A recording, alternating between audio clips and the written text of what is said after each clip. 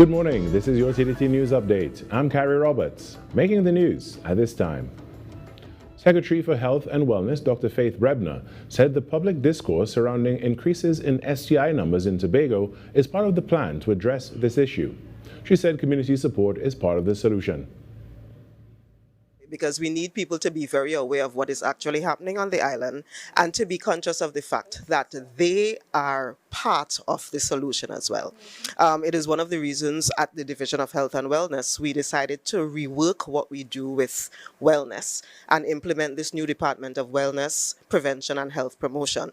And a significant part of what they will do is go into the communities to prevent citizens from having to get into the hospitals or the health centers.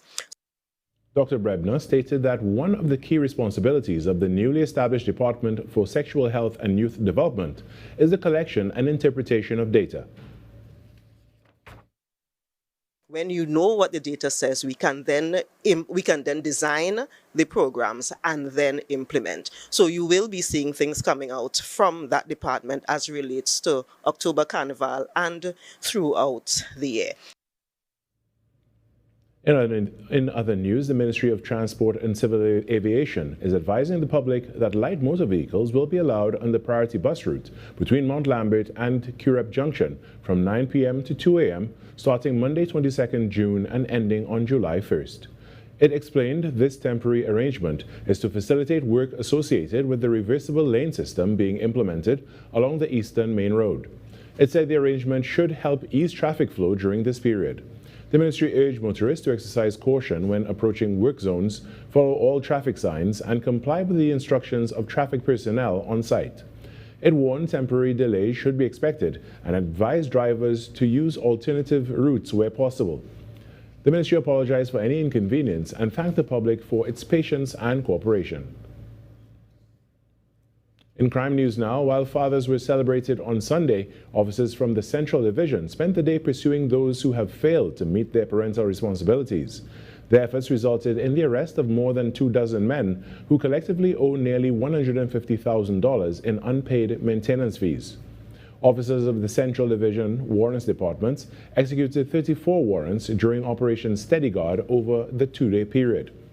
During the exercise, 26 men were held for outstanding maintenance fees, including a Petersfield man who owed $26,000, a Claxton Bay man who was in arrears of $25,602, and another Claxton Bay man owing $21,402. The total value of the maintenance arrears amounted to more than $147,439. Additionally, 8 persons were arrested for various offenses, including wounding, shooting, larceny, and traffic offenses. In sport now, the battle for the Trinidad Conference in the Women's League Football is in its final stretch, with UTT and Club Sando contesting for the title. On the weekend, UTT kept focus with a 4-0 win over Police Women at the police barracks in St. James. Kanika Rodriguez opened the scoring from a corner kick that eluded everyone, and then Chanel Findley rounded the keeper to make it 2-0 UTT at the half. Caitlin Darwent took the score to 3-0 in the 63rd, with Rodriguez registering her brace to round out the score to 4-0 and the university in the title hunt.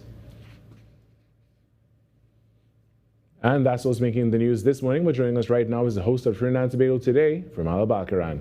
Good morning, Virmala. It is Tuesday. Good morning, Carrie. Happy Tuesday. Yes, we are one day closer to the weekend. However, again, there's so much to look forward to throughout the week. I'm sure there's so much happening on the show this morning with you, as usual. Yeah, definitely. And also we're talking a little bit about that messy news yesterday. Well, I know you're a bandwagonist, but are you following anything at all these days, especially, well, you know, Messi?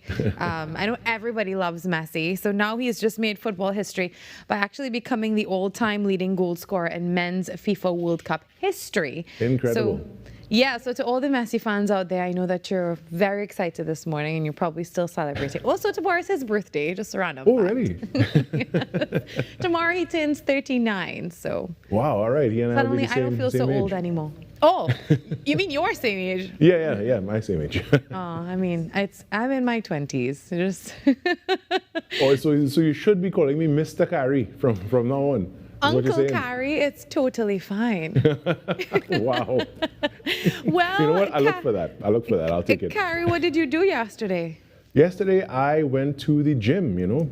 Staying healthy and fit is a big part of my life, so I did that yesterday. I had some other stuff going on, like some paperwork and things, and it's never, you never really, when you leave work, you're done with work. You still have some other stuff to do. Absolutely. I had What a lot about to you? do. I had a lot to do. Actually, I am probably going to head back to the gym today after my little Nice. knee injury. Yeah, it still is really bad, and I'm still limping around, but luckily So you're not going to do legs, is what you're saying? I mean, one leg. Yeah, so you're going to have one big strong leg and the next one lagging behind? Is that And what one you're really saying? tired leg. Listen, I am so grateful for the team that I have that they compensate for me limping around. Right. But yeah, I must tell you, it's really painful. So no injuries for me for a while. I can only pray. Please, yes. Keep safe, Virmala, please. All right, well, I will do that, Carrie. And also, so much to tell you on the show today, as usual, when we get started. So I hope you'll stick around. Of course I will. I'll be locked right on. All right, Carrie, talk soon. All right, we will. Thanks so much, Virmala. Bye-bye. Bye. When we come back, the Trinidad and Tobago Today morning show gets going right after the short break.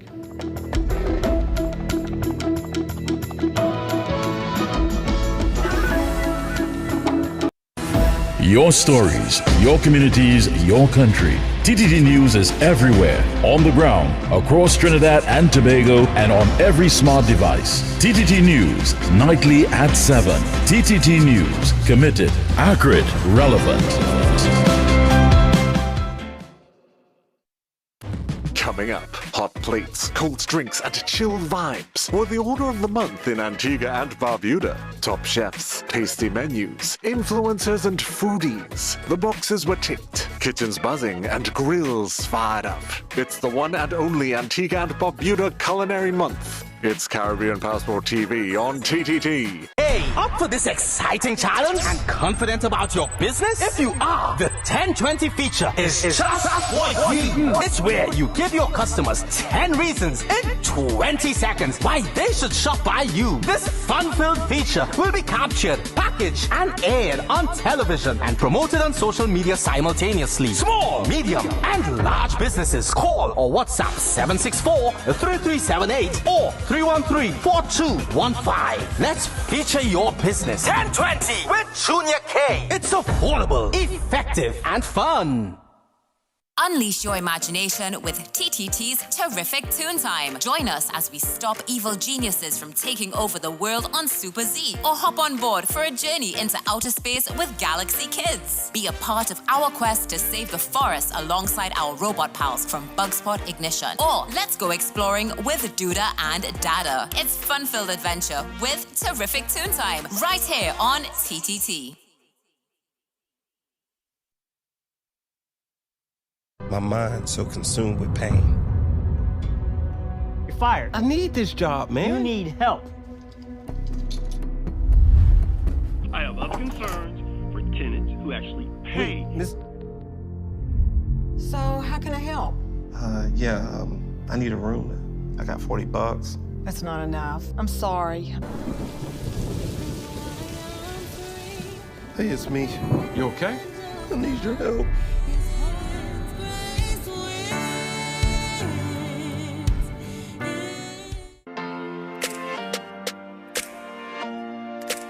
Hi everybody, I am Leah. And I'm Dion. And we are The Duncans. Listen, we're here to tell you about a project the Lord has given to us called the Marriage Confessional. It is geared toward married couples, those that are on the road to marriage, and those that want to get married one day. So join us on TTT and on Facebook and YouTube at TTT Live Online. The Marriage Confessional, only on TTT.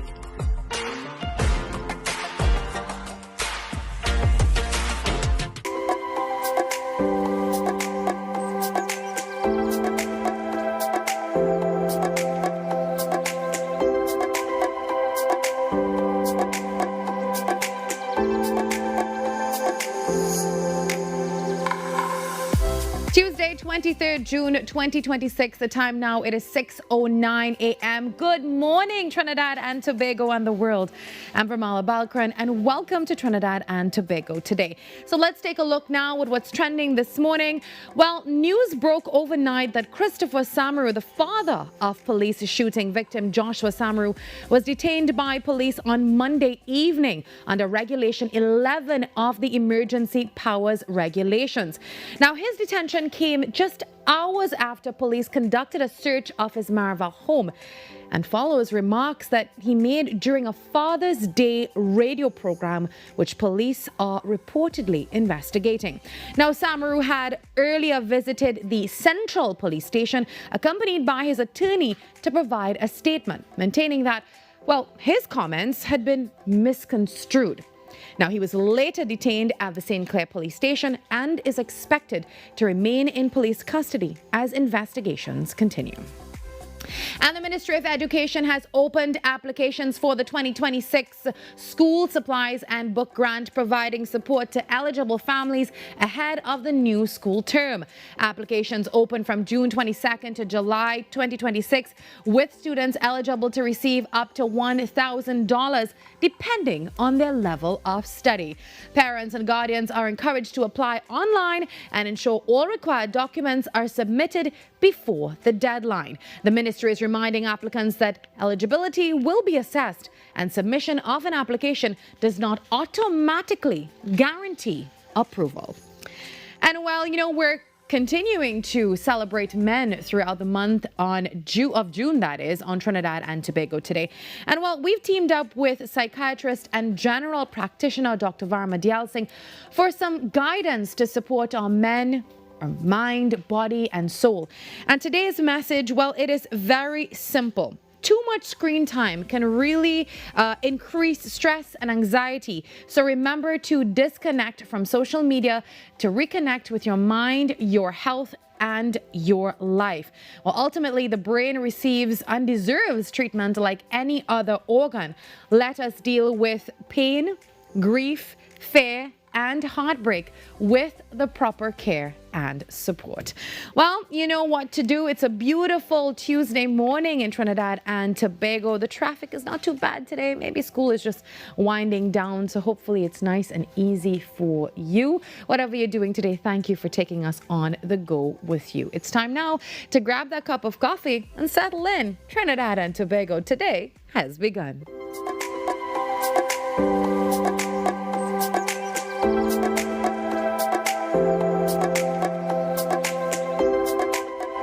Every client deserves expertise, integrity, and guidance they can trust.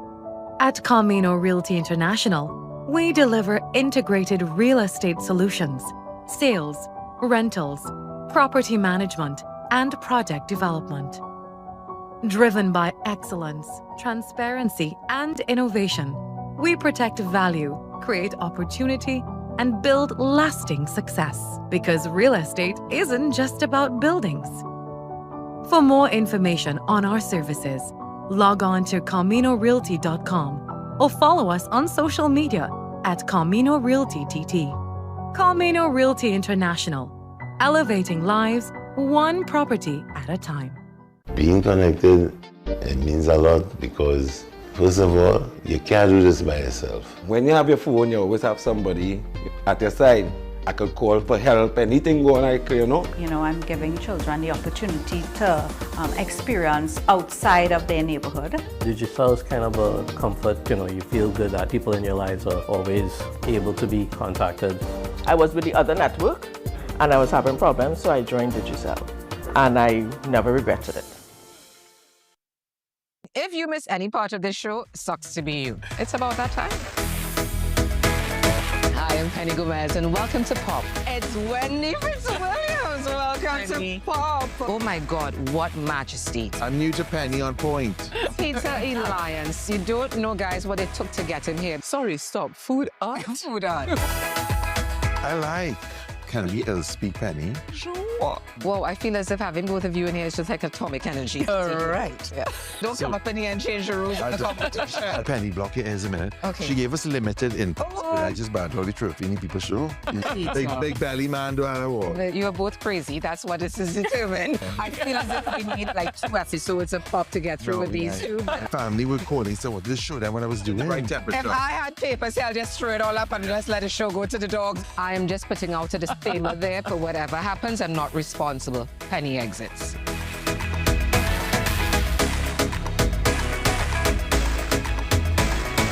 Penny on point. And Peter Poppin. Eyelashes. Yeah. There. All right. The Mother Church of the Anglican Diocese suffered significant damage during the earthquake of 2018. Efforts are underway to raise funds to restore this national heritage site. You are invited to make your donations with monthly deposits at any branch of the First Citizens Bank, account number 2696950, Marval Road Branch, in the name of the Incorporated Trustees of the Anglican Holy Trinity Cathedral Restoration.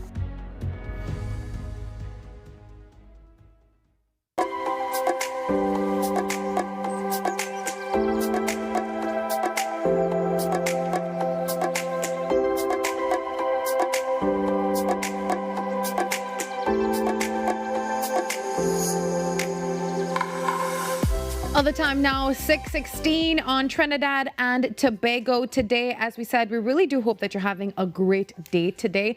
Well, before we head to the next guest, I just wanted to let you know something I saw on social media today, and I think it's a really good, improvement to the school system. Now, the Waterloo Secondary School has started a QR code system, and upon arrival at school, parents will automatically receive an email notification confirming their child's arrival. So that's very interesting. I think it's good progress in that area, and hopefully, other schools will follow suit. So that's something to look forward to. Again, that's the Waterloo Secondary School, and they're testing their student login and QR code system. This was posted yesterday on their Facebook page. Well, moving on with the show this morning, the Tobago House of Assembly is seeking $4.12 billion for fiscal 2026-2027, outlining plans to strengthen food security. There's boosting tourism, there's building climate resilience, and also to help advance Tobago's long-term development goals. Well, presented under the theme Results-Based Governance, a Pathway to Prosperity, the budget request forms part of the THA's broader vision for growth and development. Chief Secretary Farley Augustine has indicated that Tobagonians can expect greater delivery from the Assembly, citing a respectful working relationship with central government and opportunities for increased collaboration in addressing the island's priorities.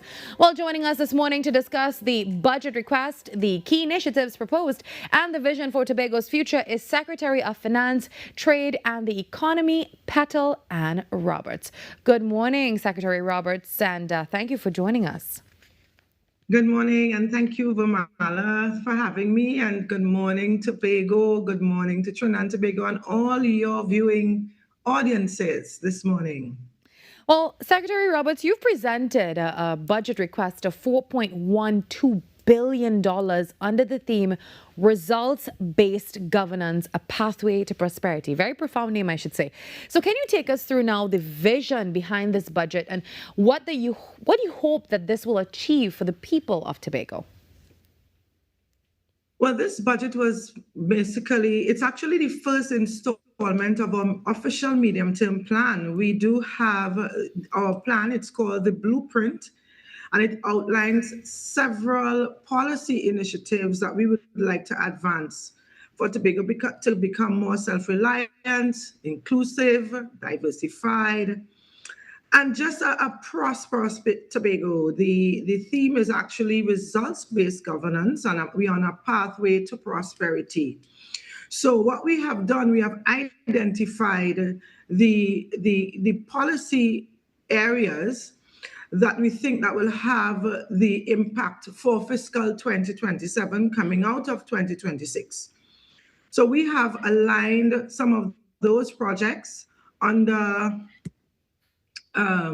strategic selectivity And we have also looked at the blueprint key focus areas. And I'll just tell you some of those key focus areas. It's constitutional autonomy. We want to develop a more inclusive society, sustainable tourism. We want to advance that. So we want to have greater impact and offerings in the tourism industry from the community, sustainable food security and food sovereignty. We want to advance the creative industries, digital infrastructure, and AI adaptation. We want to develop the advanced institutional capacities in the public service. The public service, we want to transform the public service into a digital institution. We want to improve the public infrastructure, the roads, the drains, and all our public infrastructure amenities across the island. And finally, we want to build climate resilience, environmental sustainability, and energy transition. So basically, the pathway to prosperity focuses on these areas, and we are not neglecting the other areas such as finance, health, and education. But we are going to have intentional actions in these areas because some of them we have never really gave them focus. For instance, developing an inclusive society, ensuring that the differently abled and the most vulnerable groups can have equality and parity where opportunities are concerned, where accessing resources are concerned. So it is a coherent and well-integrated plan for Tobago for fiscal 2027, and we are just making not only an increased expenditure, but targeted investment in the people of Tobago and for the island of Tobago. Now, the THA's request represents about 6.6% of the projected national budget. You can correct me if I'm wrong. How does this allocation now really support Tobago's priorities and development goals at this stage? Well, the percentage is just for looking at the population size as opposed to the national population size. So we don't want to look at percentage so much, but let us look at the investment of 4.12%, particularly on the development side. We have a development budget now of $1.09 billion, and that spans all our sectors, the largest being public infrastructure. We want to look at advance some projects in the redevelopment of public infrastructure across Tobago. The town, Scarborough, we must develop Scarborough into a more advanced, a modern society, a modern city, a modern place where people can identify with the infrastructure, building out just the traffic signs, just making it more accessible for the people. We want to also redevelop the Friendship Estate, and that build out of the estate, we'll see several industries in that area. Perhaps we are looking at a marina. We are looking at the Formula One racing. We are looking to build out a cricket stadium, well, not stadium, but really a facility that facilitates professional cricket. We want to look at, we are also building out an agro park as part of the mega farming thrust. So there are several initiatives that we are advancing. If we are building a more inclusive society, it means that we have to now retrofit our public infrastructure and our transport systems to support the differently abled. We are also looking at under education, constructing a new secondary school for the Scarborough Secondary School students. And also we must commence the construction of a Tobago special needs campus, a campus that begins from elementary right up to post secondary, where they can now do vocational and technical skills building for persons with special needs.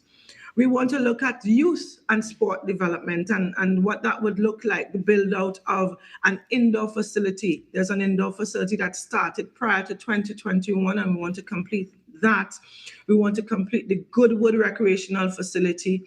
And we just want to not only the physical infrastructure, but build out the development programs for youth and sport so that our sport enthusiasts will have programs that can advance them and improve their skills under these initiatives.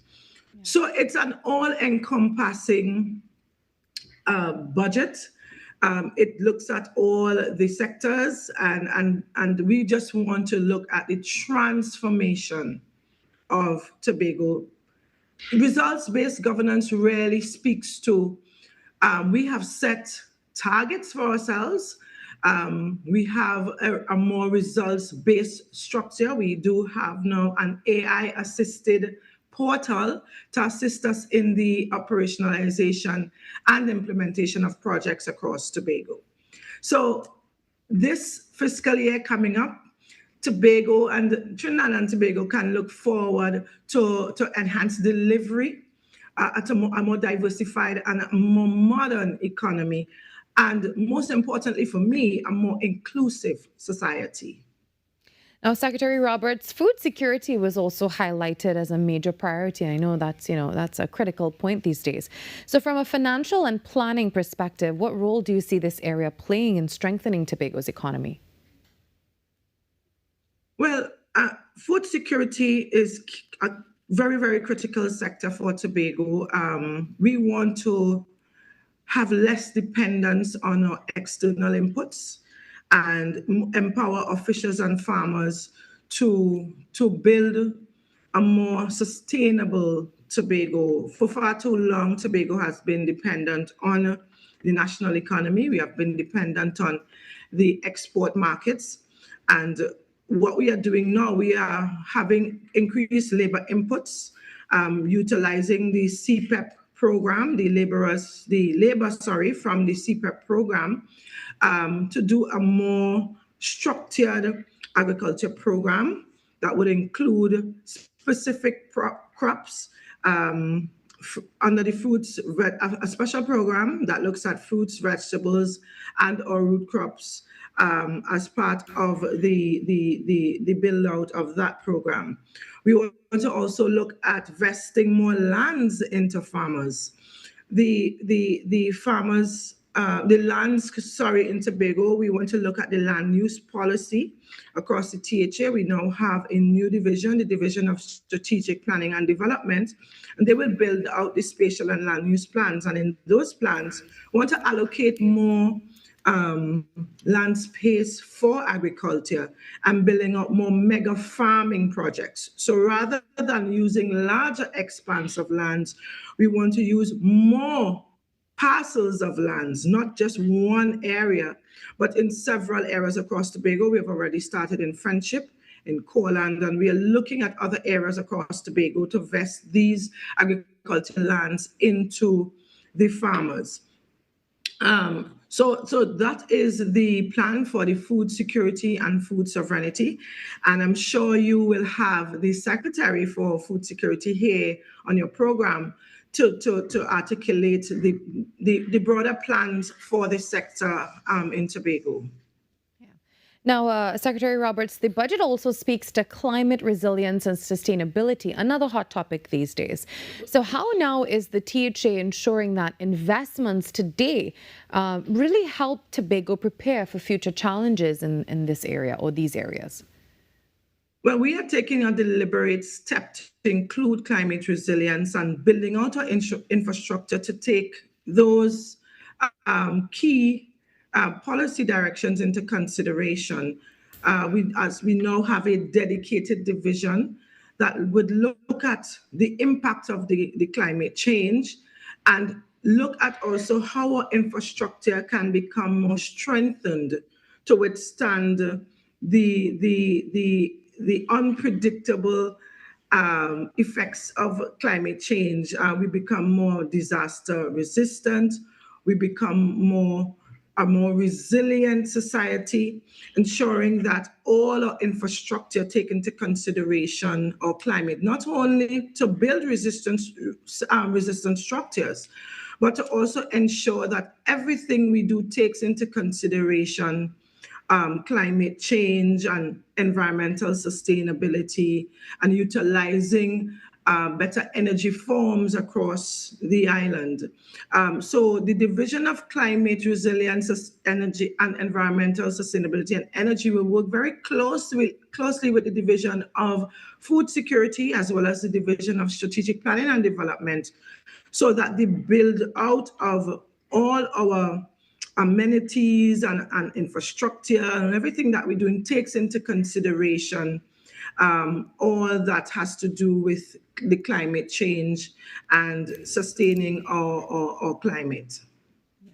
Now, fiscal autonomy remains an important part of Tobago's development journey.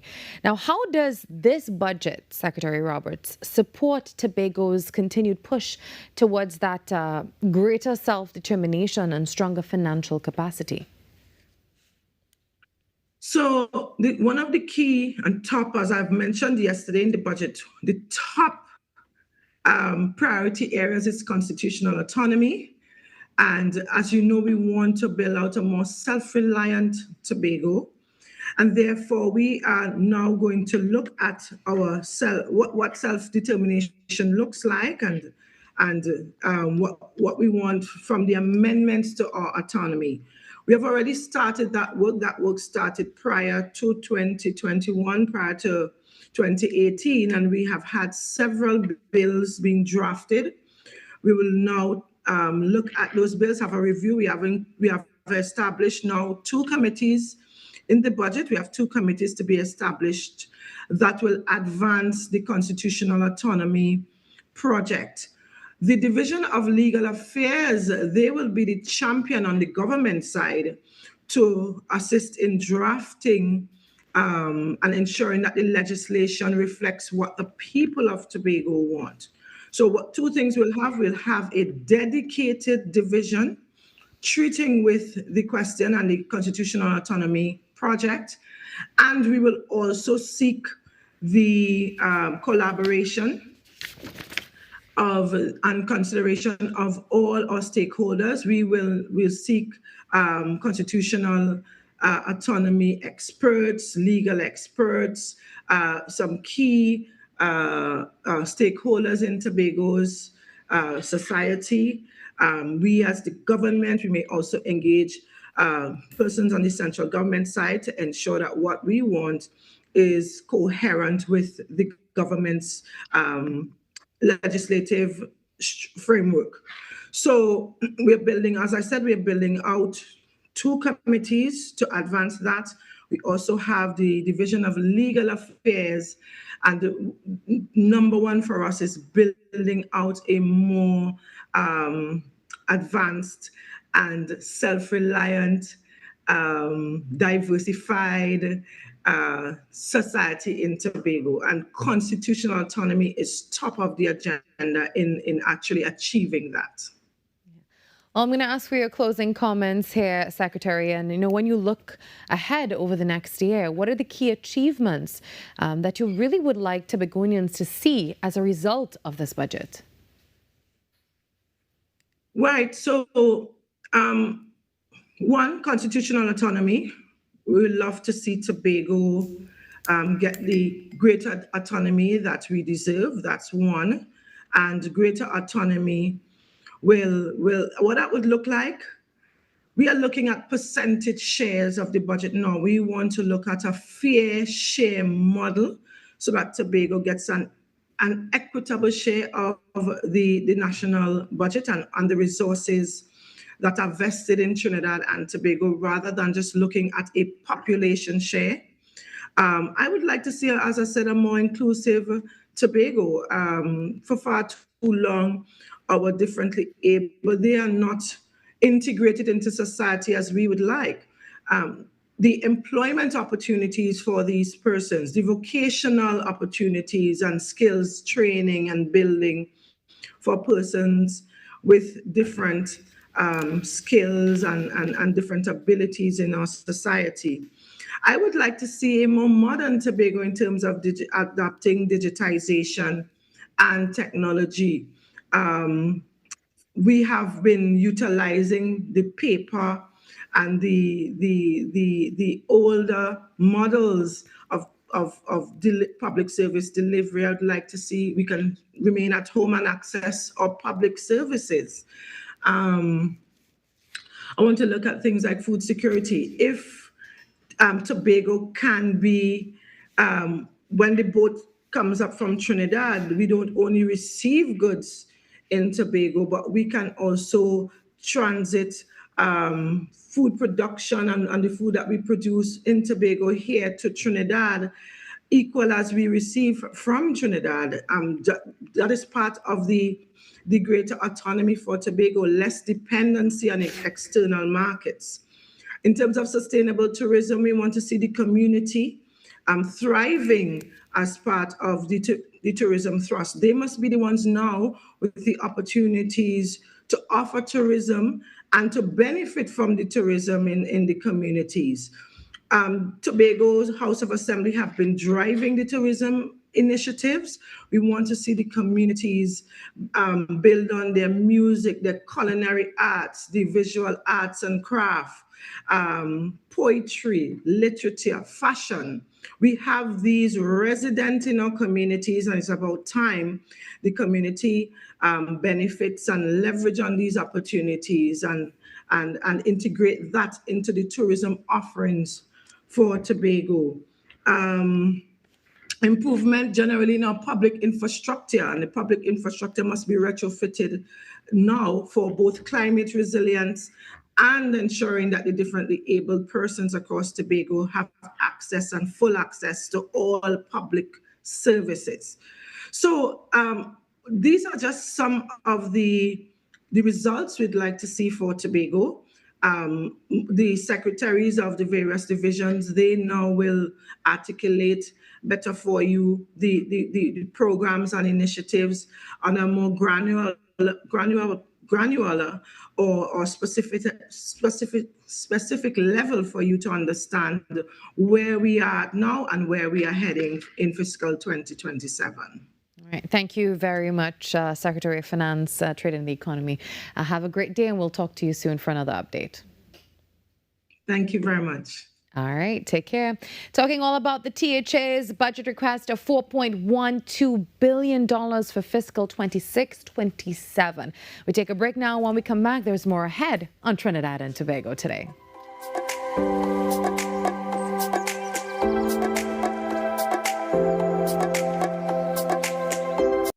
Ready to brighten your space the right way? Don't settle for the ordinary.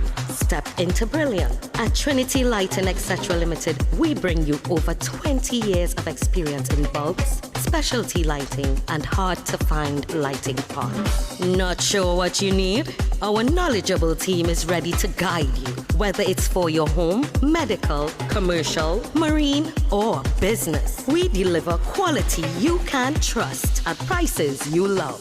Visit us today at 123 Western Main Road, St. James, or call us at 628-8373 or WhatsApp at 461-8620. Check us out on email at trinityetc@yahoo.com. Trinity Lighting Etc. Limited.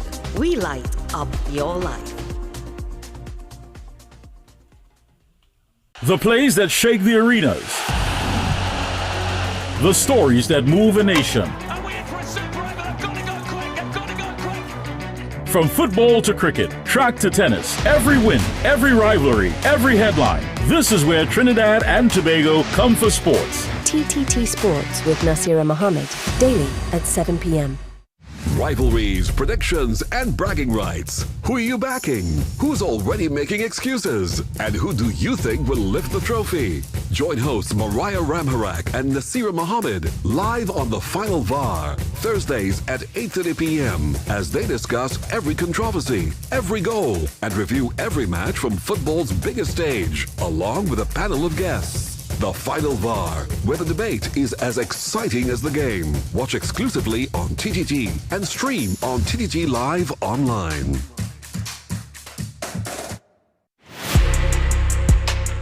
I'm Jamila Bannister, host of the Socially Safe podcast, the new TTPS podcast where we share real stories, teach real lessons, and create real impact. From online safety and youth crime to community policing and personal responsibility, we go beyond the headlines and talk about what's happening in our communities with the officers and experts who are on the front lines. Because safety starts with awareness, conversation, and action. Tune in to the Socially Safe podcast on the TTPS YouTube channel, listen on Apple Podcasts, and on Spotify. Don't miss it. Watch on TTT, Mondays, 6 p.m., Tuesdays, 1:10 p.m. If it matters to you, it matters to us. We report the news, real stories in real time. TTT News, nightly at 7. TTT News, committed, accurate, relevant.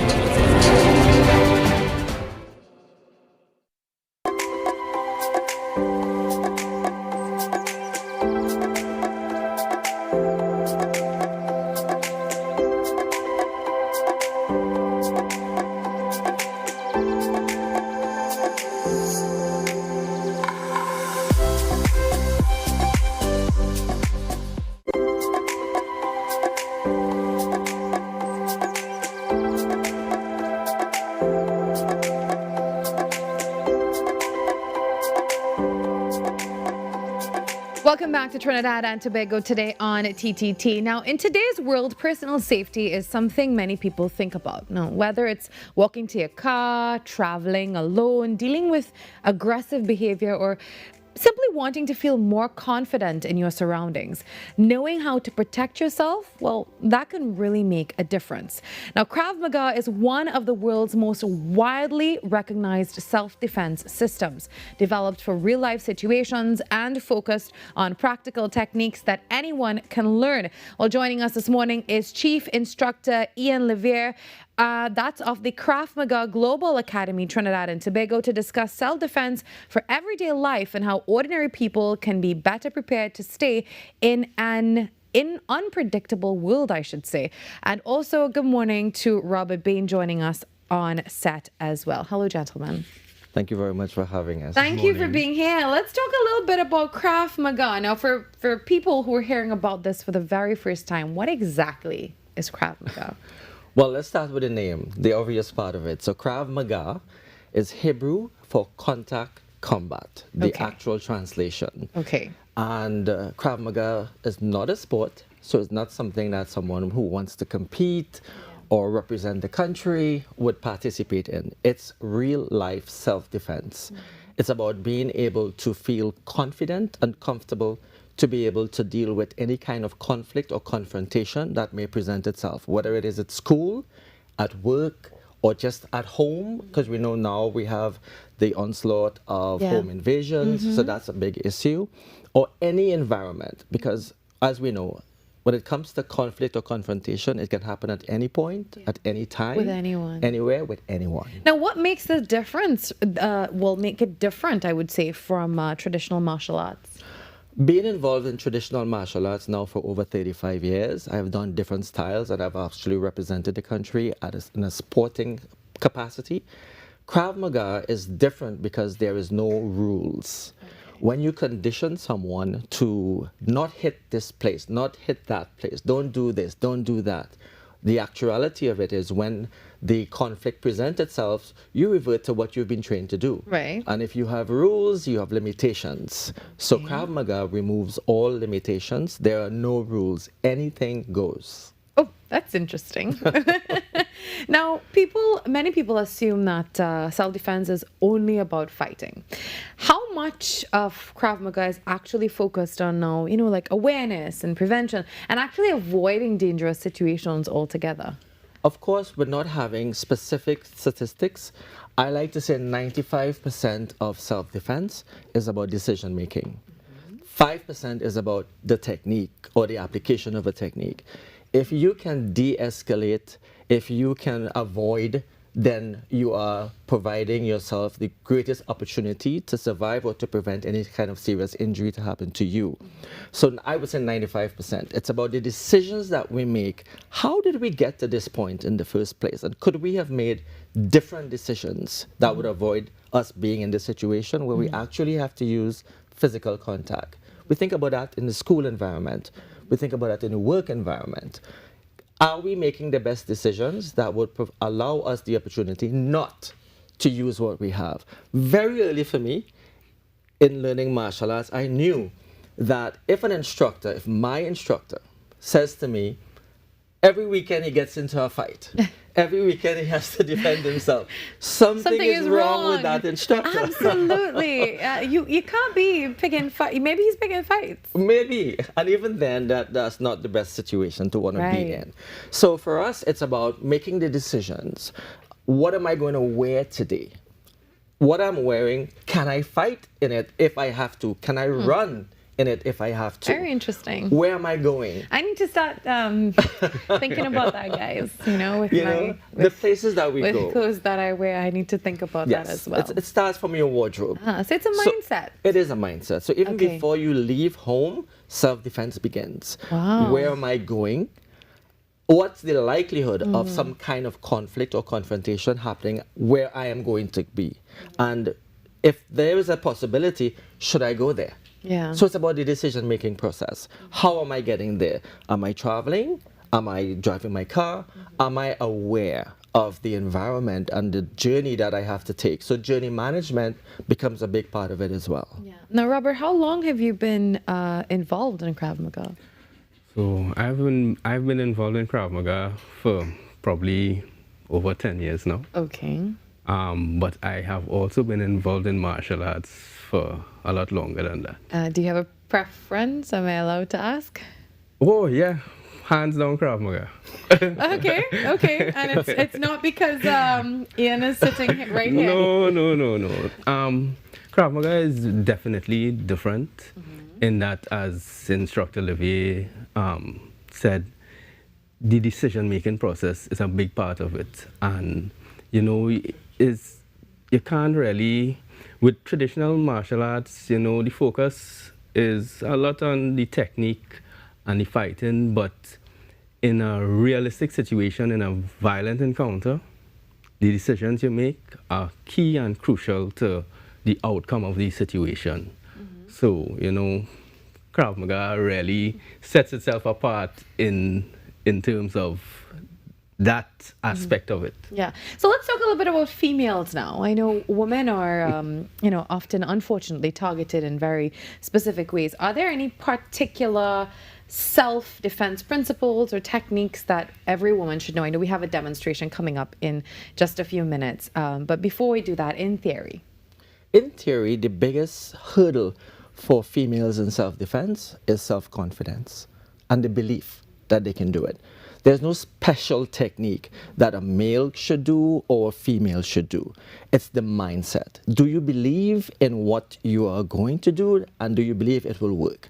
Do you believe that being the smaller, lighter individual, that if you are faced with a Goliath, that you can cut this Goliath down, that you can use your slingshot and take them down? It's not about your size. It's not about how small or how big you are. It's the fight. Yes. Okay. And again, very early, I realized that if you're doing a self-defense and it relies solely on your strength or your size, then something is wrong with that particular self-defense. Whatever self-defense that you're doing, it must be applicable for kids, because we train kids as well, for females, for males. And when we have to look at it from this perspective. There are males that are also petite, that may not consider themselves to be very strong.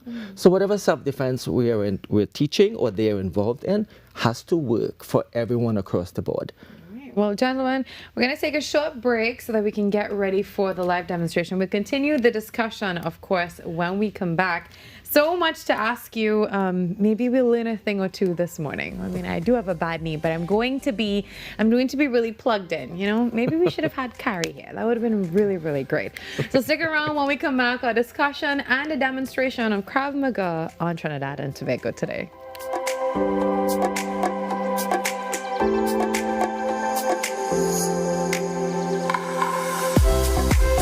Every client deserves expertise, integrity, and guidance they can trust.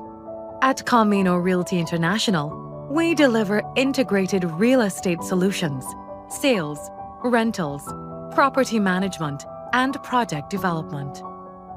Driven by excellence, transparency, and innovation, we protect value, create opportunity, and build lasting success. Because real estate isn't just about buildings. For more information on our services, log on to CaminoRealty.com or follow us on social media at Camino Realty TT. Camino Realty International, elevating lives one property at a time. Being connected, it means a lot because, first of all, you can't do this by yourself. When you have your phone, you always have somebody at your side. I could call for help, anything going like, You know, I'm giving children the opportunity to experience outside of their neighborhood. Digital is kind of a comfort, you feel good that people in your lives are always able to be contacted. I was with the other network and I was having problems, so I joined Digicel. And I never regretted it. My mind's so consumed with pain. You're fired. I need this job, man. You need help. I have other concerns for tenants who actually pay. So, how can I help? I need a room. I got $40. That's not enough. I'm sorry. Hey, it's me. You okay? I need your help.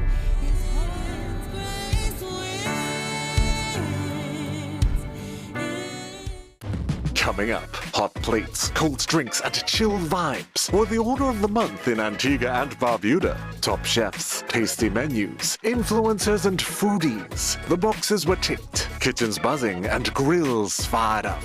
It's the one and only Antigua and Barbuda Culinary Month. It's Caribbean Passport TV on TTT. Ever wondered what happens before the lights come on? Before the crowd pours in? Before the magic hits the stage? This is your all-access pass. Sneak Peek with Junior K takes you behind the scenes of the biggest cultural moments and the hottest events across TNT. From the sound checks to the stage setups, from final rehearsals to exclusive interviews. If it's about to be big, we're already there. Catch Sneak Peek airing daily on TTT and relive every moment on all our social media platforms. Sneak Peek with Junior K, where the story starts before the spotlight.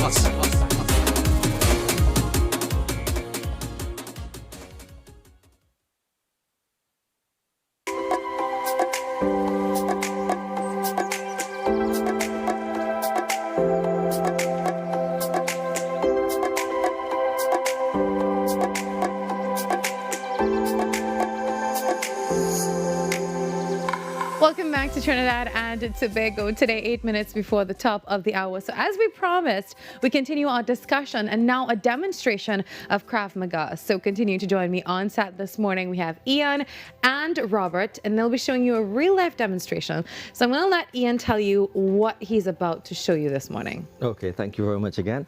So Krav Maga, it's about realistic and instinctive reactions, all right? So I know I am actually going to ask you to come back. Okay, okay.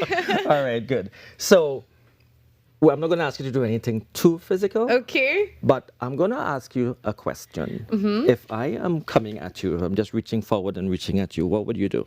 I would just duck. You would duck. I would say move. Yes, so you would actually use your hands, right? Right. Okay. So I shouldn't do that. No, absolutely you Okay. should. So let me show you what happens in terms of.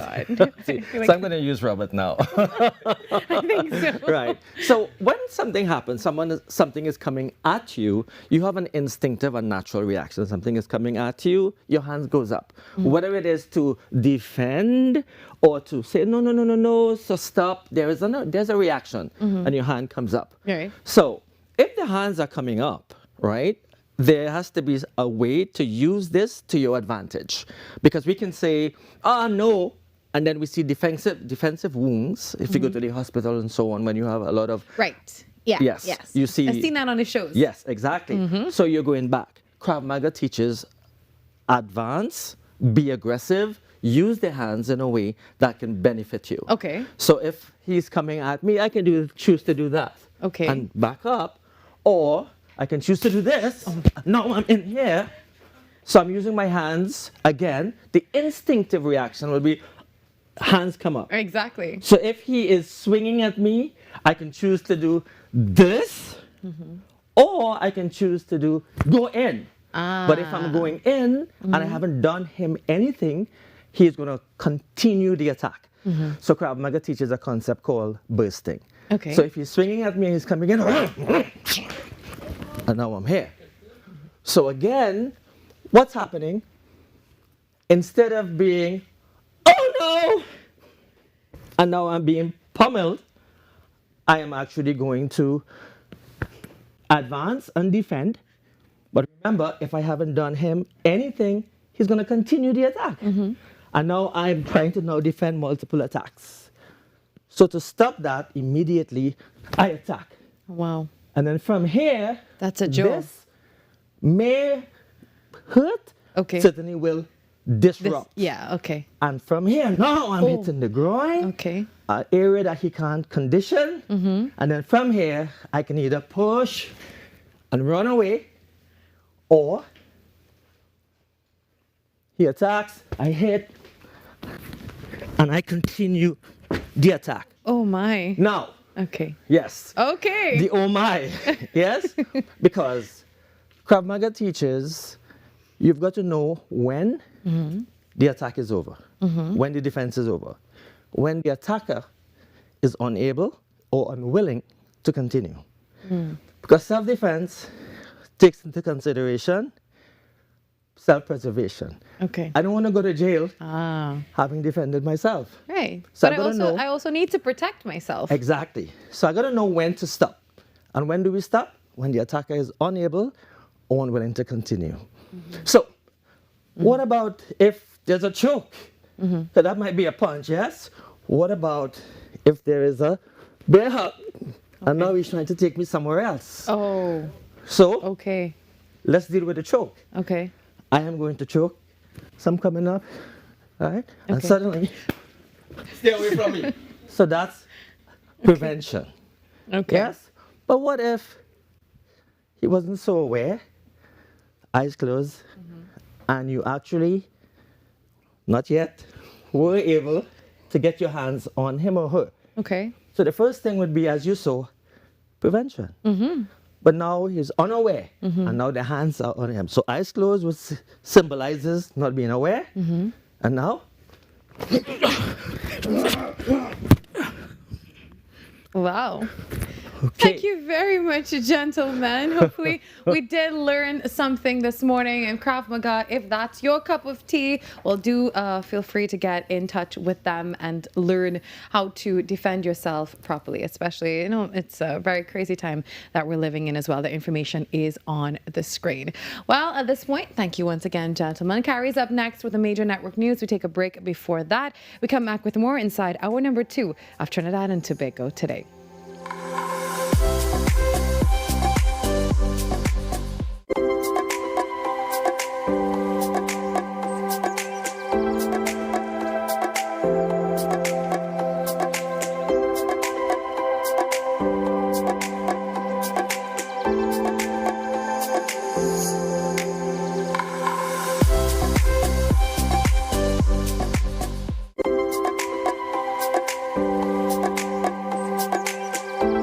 The plays that shake the arenas.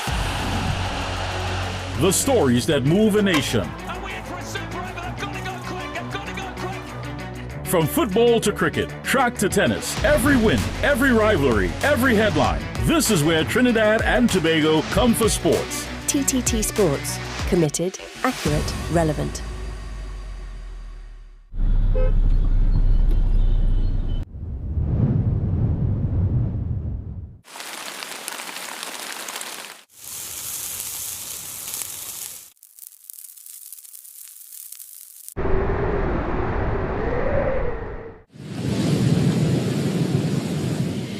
Whatever the skies bring, Stay prepared with TTT Weather.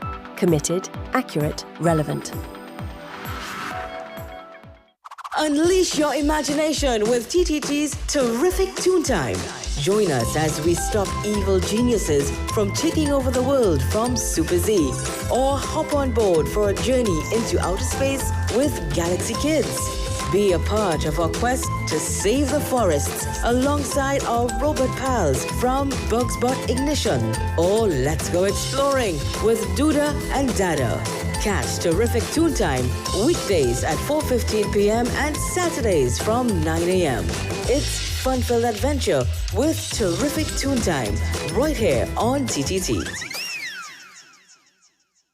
Your news anytime, anywhere. Join us nightly at 7. TTT News. Committed, accurate, relevant.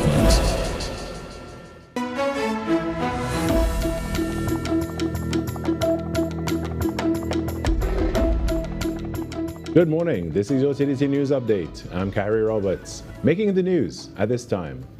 The Tobago House of Assembly is seeking over $4 billion for fiscal 2026 to 2027. Secretary of Finance, Trade and the Economy, Petal Ann Roberts, presented the package against the theme Results-Based Governance, a Pathway to Prosperity. Estimates of recurrent expenditure amount to $3.003 billion, and the development program expenditure total $1.09 billion. CPEP estimates amounts to $43.35 billion. Based on a plan toward developing economic resilience, Secretary Roberts announced initiatives such as the establishment of an Office of Mega Projects, which will utilize integrated land use planning and rigorous metrics such as cost-benefit analysis and net present value to prioritize a transparent, merit-based project pipeline while ensuring the agility to adapt through cyclical annual reviews. In the area of agriculture, the Tobago House of Assembly plans to invest $140.7 million, leveraging CPEP workers to cultivate crops such as dasheen, cassava, yams, lettuce, and sweet peppers. This initiative aims to boost production of these commodities by 10% in fiscal 2027, with a target of reaching 50% by 2030. Additionally, the THA seeks to increase the volume of commercially harvested fish by 10% in fiscal 2027. Debate on the budget that was presented on Monday will continue on Thursday. In more news, an urgent call has been made by Senior Program Coordinator with the Tobago House of Assembly's Division of Health, Wellness and Social Protection, Onika Henry, for the implementation of comprehensive sex education in schools to address growing public health concerns. This in the face of a reported uptick in sexually transmitted infections, such as gonorrhea, syphilis, and HIV, prompting growing public concern. Ms. Henry confirmed that the increase, but indicated that analysis of the data is still underway. Numbers are increasing. That is a concern. Whether they could be considered high or extremely high, that's still to be determined. What we're looking for instead is figuring out whether we have a true picture of increasing infection rates, or simply whether people are more willing to come forward, and particularly that age group, the 20 to 29, compared to the older age group. Ms. Henry emphasized the need for sex education in schools, pointing out that young people are often relying on unreliable sources, just such as the internet and their peers, for information about sex. Sex ed in schools, it can't just be about biology. It can't just be about reproductive system and about pregnancy prevention. I mean, those are important, but it's not enough. Young people need education about relationships, about consent, about communication. They need to understand and learn how to navigate their own values and boundaries, and how to negotiate what you need in a particular interaction.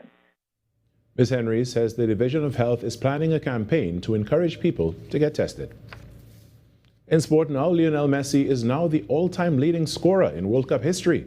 The Argentine captain netted his 17th World Cup career goal on Monday against Austria, and he did it just 2 days before his 39th birthday, with his ailing father back at home on his mind. The World Cup record goal came in the 38th minute, giving defending champion Argentina a 1-0 lead against a spirited Austria. Then in the 38th minute, Messi pounced, catching the Austrian keeper leaning the wrong way and slotting it home from about 20 yards. The goal moves Messi past Germany's Miroslav Klose, who held the previous mark of 16. It's also the 6th straight World Cup game in which Messi has found the net. And that's what's making the news at this time. When we come back, it's the second hour of Trinidad and Tobago Today.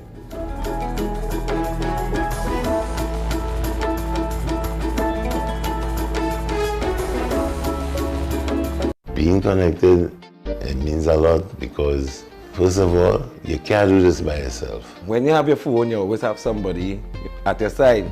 I could call for help, anything going like, You know, I'm giving children the opportunity to experience outside of their neighborhood. Digicel is kind of a comfort, you feel good that people in your lives are always able to be contacted.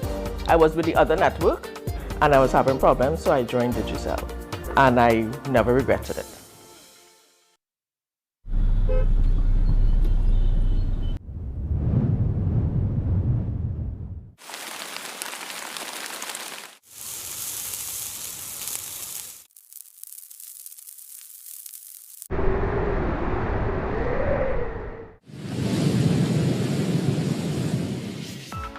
TTT Weather with Zaina James, daily at 7 p.m.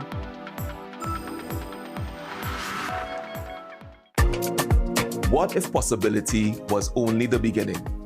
Welcome to Limitless, a journey where ideas become action and action becomes impact. From breaking barriers and challenging misconceptions to designing with dignity and driving innovation with heart. This series explores how inclusion is moving from concept to community in Trinidad and Tobago. Across each episode, we meet the change makers and everyday leaders turning challenges into opportunity, building real solutions that change real lives, from possibility to impact. This is Limitless.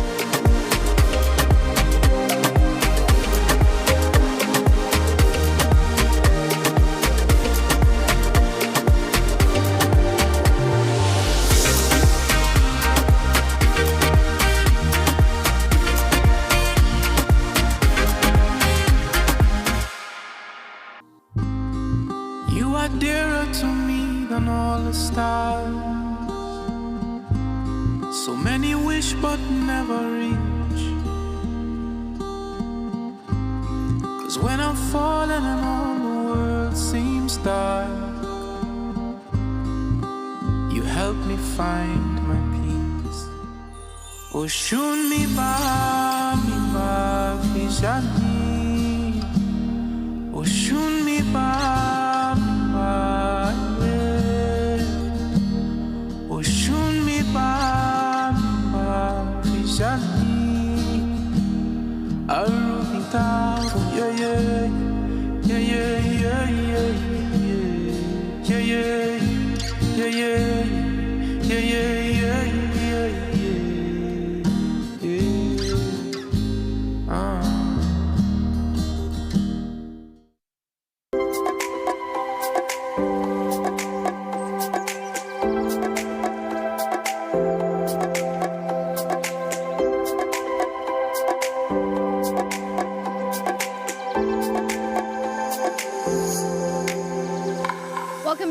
Number 2 of Trinidad and Tobago Today on TTT. If you're streaming us live on Facebook or on YouTube, a special good morning to you. Leave us a comment.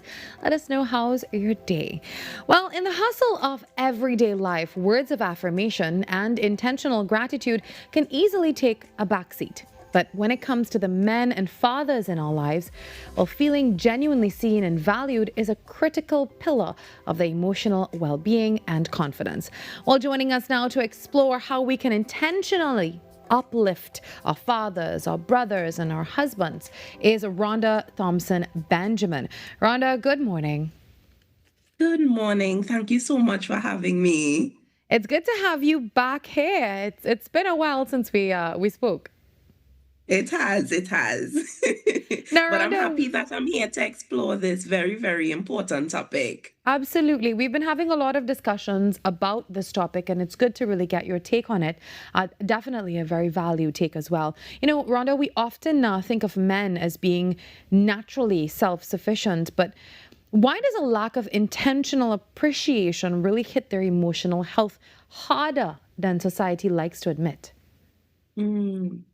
You see, showing appreciation to men and fathers, it's really important because everyone at their core needs to feel valued and recognized. Genuine appreciation communicates that we appreciate their efforts, sacrifices, and that their presence matter. And many times, people argue that men should not be praised for what they are supposed to do. However, what men do can be quite heavy, not only physically, but mentally. It takes work, it takes sacrifice. You know, even when we consider the work environment, we get paid for what we are supposed to do. However, we still like when we are acknowledged and recognized. You know, it increases morale on the workplace, and it's the same thing for our families and our homes. We are to recognize the sacrifices that our men, our fathers are making. And when they feel appreciated, they are more likely to increase and experience self-worth, you know, emotional well-being and a greater sense of purpose. And I am sure that everyone would agree with me that we want our men to feel emotionally well. You know, appreciation can also reduce feelings of isolation and encourage healthy emotional expression. Men need appreciation too. They may not say it, but they need it. It does a lot for their general well-being. Dorota, what are some common ways that society overlooks or undervalues the contributions of fathers and men in society? Now, let me start by saying sometimes it might be unintentional. So sometimes we don't mean to, but it does not erase the impact. So society often focuses on the shortcomings of fathers while overlooking the many ways they contribute to their families and their communities. So we make generalizations of men. So we use a few examples to make broad statements about who they are, you know, and this can negatively impact men because they start to wonder. I am wondering if my efforts are making sense. Is it making a difference in society? You know, men are sometimes expected to provide, to protect, to remain emotionally strong without receiving that acknowledgement or support. You know, positive examples of involved fathers may receive less attention than the negative stereotypes, which can minimize the importance of their everyday sacrifices and involvement. So the emphasis should really be on fathers who are making a positive change, a positive difference in our society, especially around special days. So we know for Father's Day, a lot of men complain that the day is used to highlight uninvolved fathers. It takes away the spotlight for those who are trying, and it even changes to the sometimes the role of motherhood. But on special days like Father's Day, which we celebrated a few days ago, you know, the role as a society is for us to highlight and encourage fathers and not to take the joy away from these special days. We have other days to highlight the ills, what they are doing wrong, but on special days, we are responsible for highlighting the positive that our fathers do. Yeah. Now, how can spouses, children, and churches and communities really express appreciation to our fathers in ways that are meaningful and genuine, Rhonda? Mhm. Appreciation can be expressed through words of affirmation. So sometimes we feel as though they don't need to hear it. They should know that they are appreciated. But men love to hear what they are doing right. And many times, as I mentioned before, we focus on what they are doing wrong. We make it known when they falter, when they fall. However, sometimes we don't say, Dad, I really appreciate the sacrifices that you made for us as children. I appreciate the hard work that you do to provide for our family. Words of affirmation can really encourage fathers and men to keep going. Quality time, especially for adult children. When you leave the home, you are wrapped up in your life, and sometimes it's difficult to visit and spend time with your father. But take some time away and go visit your father. Let him know that you still care. Acts of service. So if there is something that you can do for a father or a father figure in your life, you can support, even though they can be very strong and independent. It means a lot. It means a lot when they receive these acts of service. Spouses can communicate gratitude regularly. And what we've seen is that when spouses they communicate their gratitude, children learn to express their gratitude in a positive way. Children could write notes and spend the meaningful time with their fathers. And our religious institutions and communities can celebrate men through mentorship programs, special events, and opportunities for men to really share their experience. And what I want us to also note is that small, consistent acts of appreciation are often more meaningful than the grand gestures. So small and consistent is always more important than just a one day for Father's Day of the year. Rhonda, we've been talking a lot about men's mental health and not just, against that backdrop of Father's Day as well, but just in general, we need to celebrate our men. We need to do better for them so that, we can ensure that they're healthy, mind, body, and soul. And throughout this month, we've been sharing some tips from Dr. Virmala Singh to our men, and it's called Dear Men. So we're hoping that we continue to uplift, again, as I said, the males in our lives. But with all of this that we're doing, weigh in for me here now. What impact now does feeling appreciated really have on a man's confidence and their relationship and their involvement with his family? That's a great question, because feeling appreciated can strengthen a man's confidence and encourage him to remain engaged in his family relationships. Many times we highlight absent fathers, and there is no excuse for being absent, but there are reasons. And sometimes, men, they give all that they have.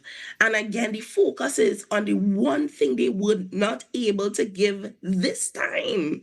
So appreciation, it fosters mutual respect and emotional connection, making men more likely to communicate openly and invest in their roles as partners, husbands, and fathers. And that is what we want.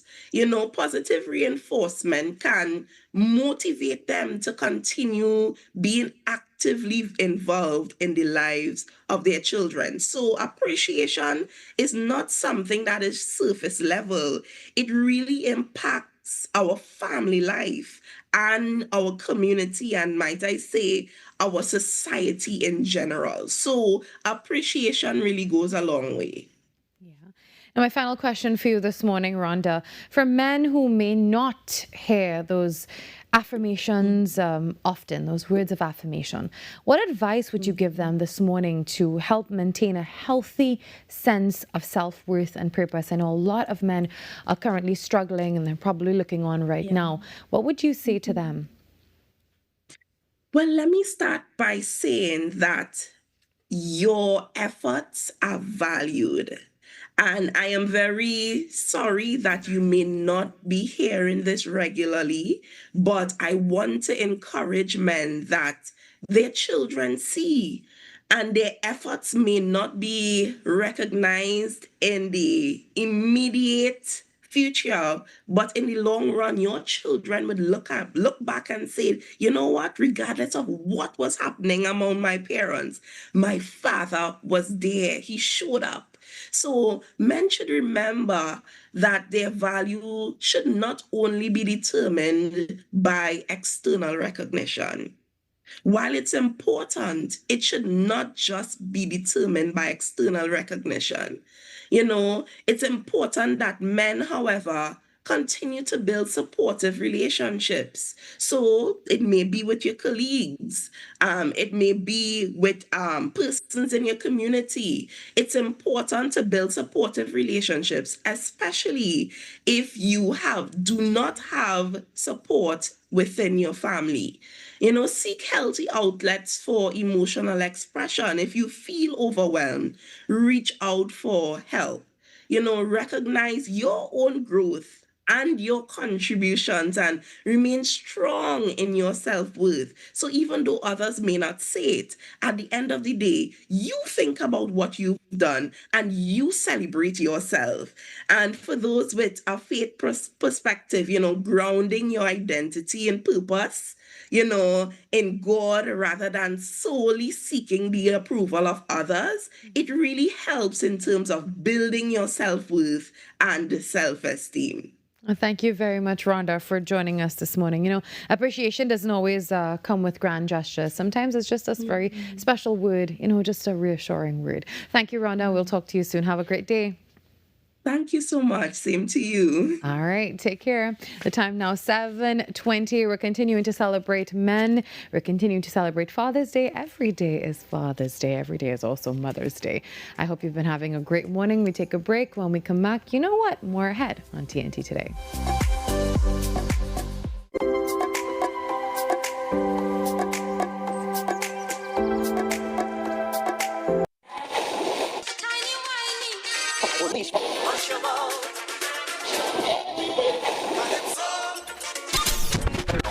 Since 1972, one sound has been living in the heart of Trinidad and Tobago, the longest running radio station in the nation. We're your holiday soundtrack, whether it's on your day off, long drives, or house lives. We are always sweet. This is music with meaning, music with memories. Music that feels like home. And it's not just the songs, it's the voices you trust, personalities you've grown with. Laughter that sounds familiar. This isn't just radio, it's tradition. It's memories. It's part of who we are. Sweet 100.1 FM, the rhythm of our identity, part of your family. Always 100, guide you on your way. Sweet 100. Every client deserves expertise, integrity, and guidance they can trust. At Camino Realty International, we deliver integrated real estate solutions, sales, rentals, property management, and project development. Driven by excellence, transparency, and innovation, we protect value, create opportunity, and build lasting success. Because real estate isn't just about buildings. For more information on our services, log on to CaminoRealty.com or follow us on social media at Camino Realty TT. Camino Realty International, elevating lives one property at a time. If you miss any part of this show, sucks to be you. It's about that time.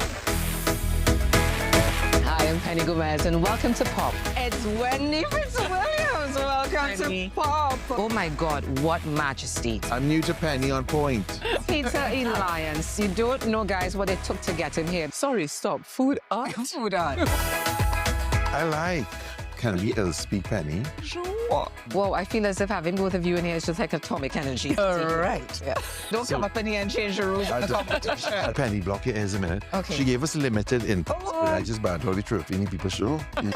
Big belly man do have a war. You are both crazy. That's what this is determined. I feel as if we need like 2 episodes of pop to get through with these two. My family were calling someone to show them what I was doing. The right temperature. If I had papers, I'll just throw it all up and just let the show go to the dogs. I am just putting out a disclaimer there for whatever happens. I'm not responsible. Penny exits.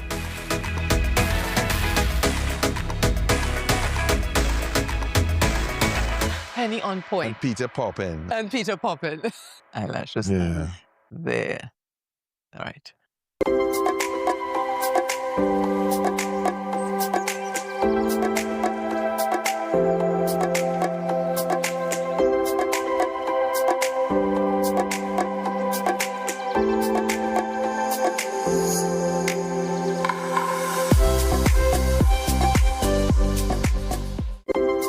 Well, earlier this year, representatives of the UWI Alumni Association of Trinidad and Tobago joined us, and they were discussing the inaugural Distinguished Alumni Lecture Series. I'm sure you remember that.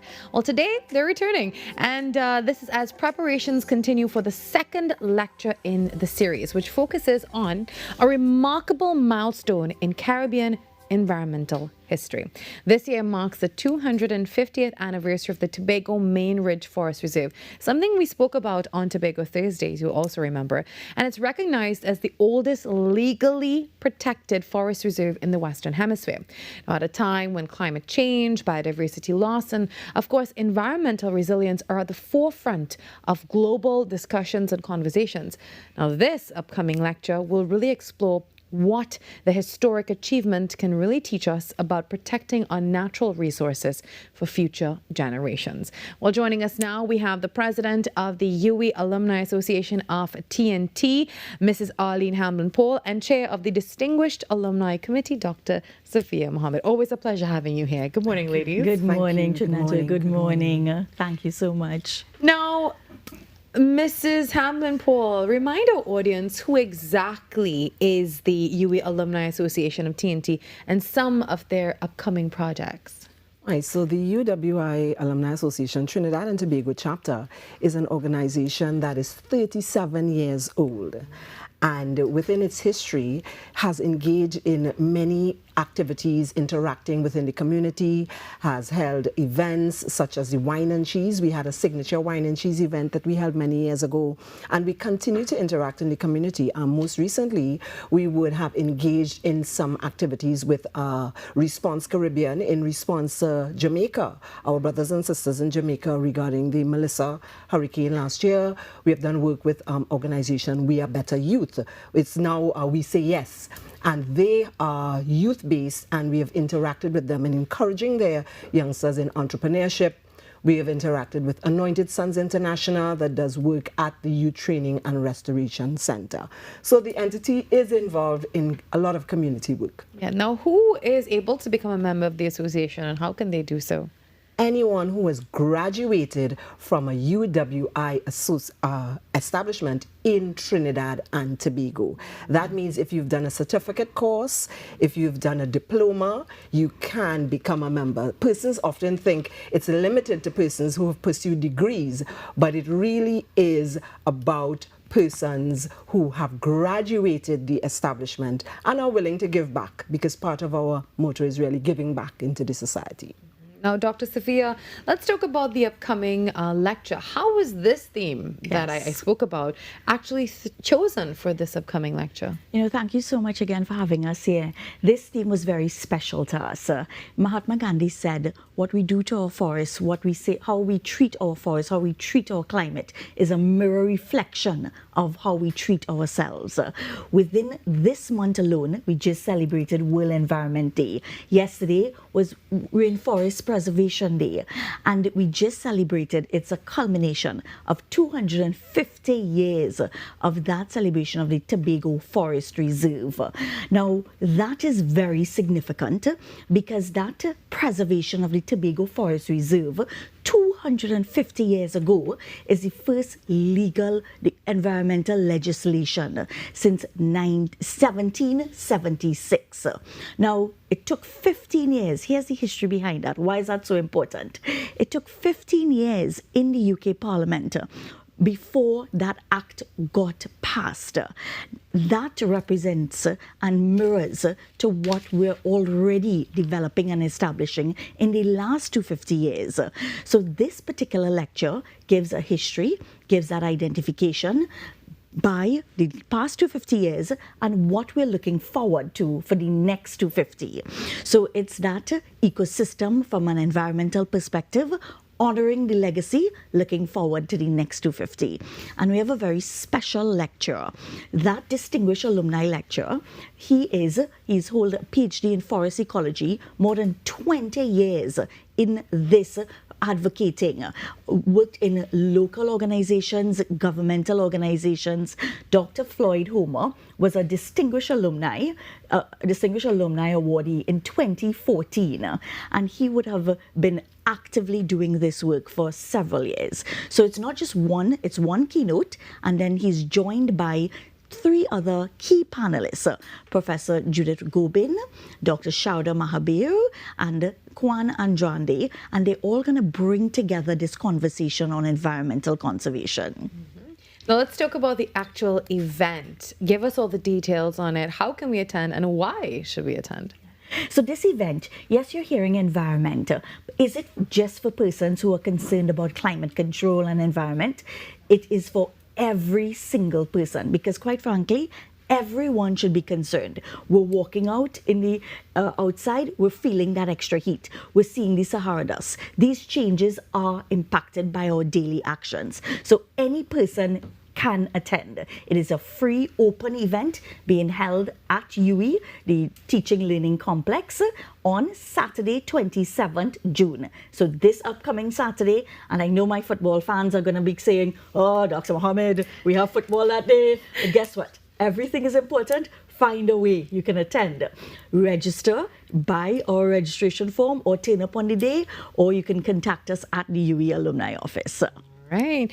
Now, President Arlene, has the association been involved in activities within the community as well?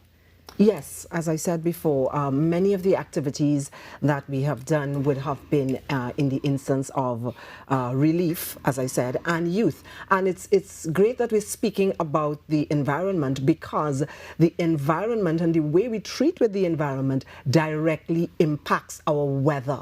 It impacts us as a Caribbean people in terms of what we experience. So I think this lecture series helps persons to understand the importance of what we do to preserve going forward, because we know what Melissa did last year. We know, and we know what we've seen in the past. What do we want for the future? Definitely a critical conversation that we need to continue to have. So, Dr. Sophia, before we wrap up, give us all the details again about the event for anyone who has decided, I'm going to take my phone there with my score for the football. I don't care. I love that approach. I don't care, and I need to be a part of this discussion. Give us the details again, when and where, and who should attend, and again, what can we expect from all of this? So it's a monumental conversation. We would have also, the community would have also seen the passing of Professor John Agard a couple of days ago. This is his life work that he has also, had he been, with us, he would have also been part of this discussion. Persons will know the names Dr. Floyd Homer. He's vice chair of IPBES, which is the Intergovernmental Policy Bureau for Environmental Policy, right? And he's done work tremendously all across. Professor Judith Gobin, she is again Professor of Marine Sciences and has been the Dean at Life Sciences Department at UE, former. And that's her last post. The conversations there would not just be on environment, climate control, but biodiversity, what we're doing with our forest, what we're doing with our climate. How can those actions that we have within our daily habits affect that preservation? What does the legislation look like? And what further legislation we would need to impart so that we continue to protect our environment. This is a conversation for everyone, one that is dear to the hearts of our UE alumni, and of course is a conversation that we invite the audience to be part of. Attend the lecture series, jump onto our UE Alumni Association pages on Facebook, on social, on Instagram. I believe we're having a LinkedIn page as well. Connect with us so that we'll be able to connect with you and your opinions. All right. Well, any closing words before we go, President Ali? Just to give some contact information, 663-1579. On the That's screen? the office number. So you can call the office and get more information about becoming a member, because we want to encourage our graduates to become members. We also want to let you know that becoming a member means that you're entitled to be a part of what we call our Pelican Perks.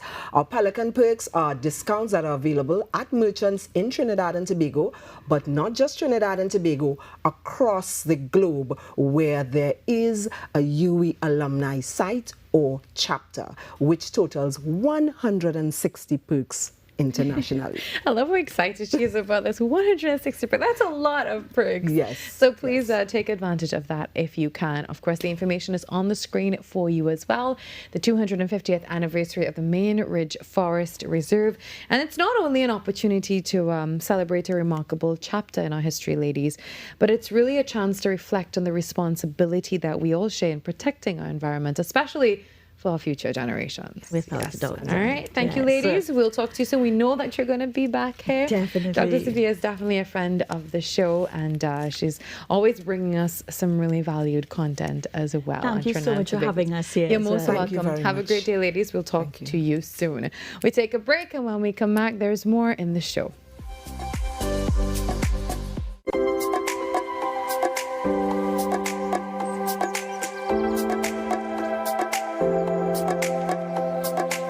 Being connected, it means a lot because, first of all, you can't do this by yourself. When you have your phone, you always have somebody at your side.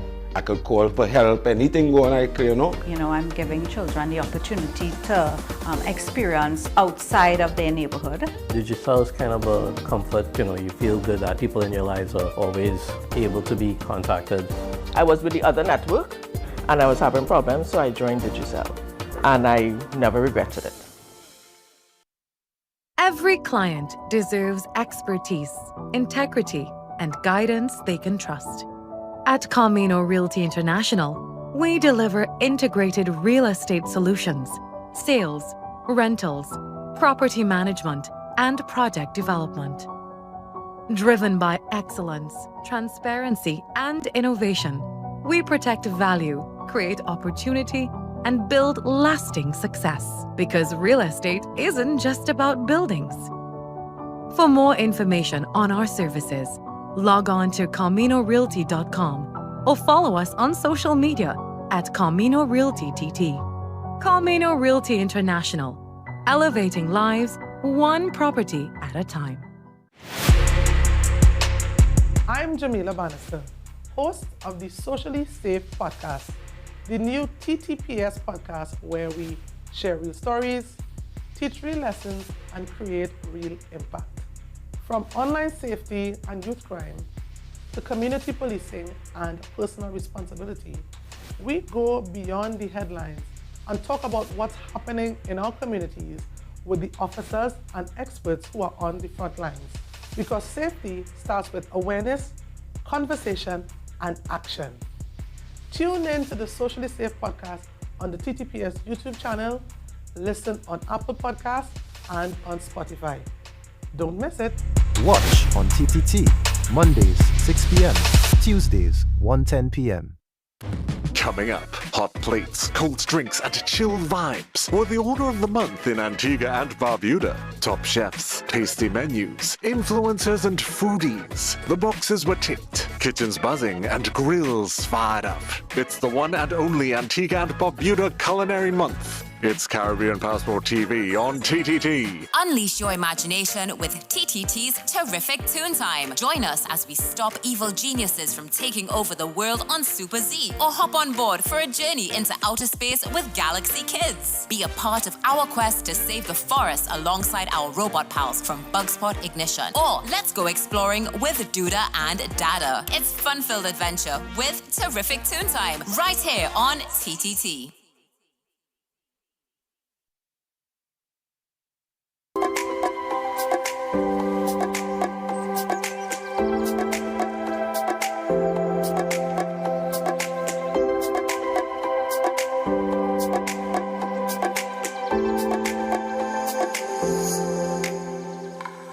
I feel I could run in tongue again, jump and shake the ground again, wave with all my friends and them.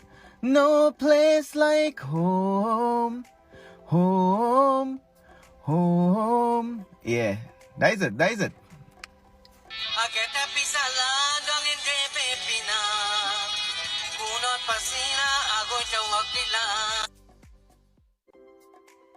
In today's digital world, a smartphone and a good idea can really open doors and opportunities that barely existed a decade ago. And social media, as you know, has really created an entire new path for content creators, entertainers, entrepreneurs. I know people don't like to hear the word, but I'm saying influencers, and that's exactly what they do. Well, our next guest actually knows that journey firsthand. You saw that clip on the screen, so without any further introduction, I know you know that this morning joining us on set, we have Brandon Trini Bran Ragara. Good morning, Trini Bran. Good morning, good morning. How you got that name, Trini Bran? Just because you're from Trinidad? A lot of people call me Bran, so I just added the Trini. You know, I love my country, so it just came naturally. Trini Bran. Well, that was a very funny clip that we started with. Where you come up with these ideas? Honestly, it's random, I know. Sometimes with everyday life, you see something that spark an idea. Yeah. I write it down sometimes because you don't remember everything. So yeah, I write down a lot of my ideas with everyday life. And I just execute it when I had time. Now, many people know you as the entertainer, but I want you to now take us back to the beginning. How did your journey into content creation first start? Yeah, so it started in COVID. I would have downloaded TikTok like a lot of people during COVID. Yes. And it started there by, starting off with little lip sync videos and stuff like that. My personality generally is humorous.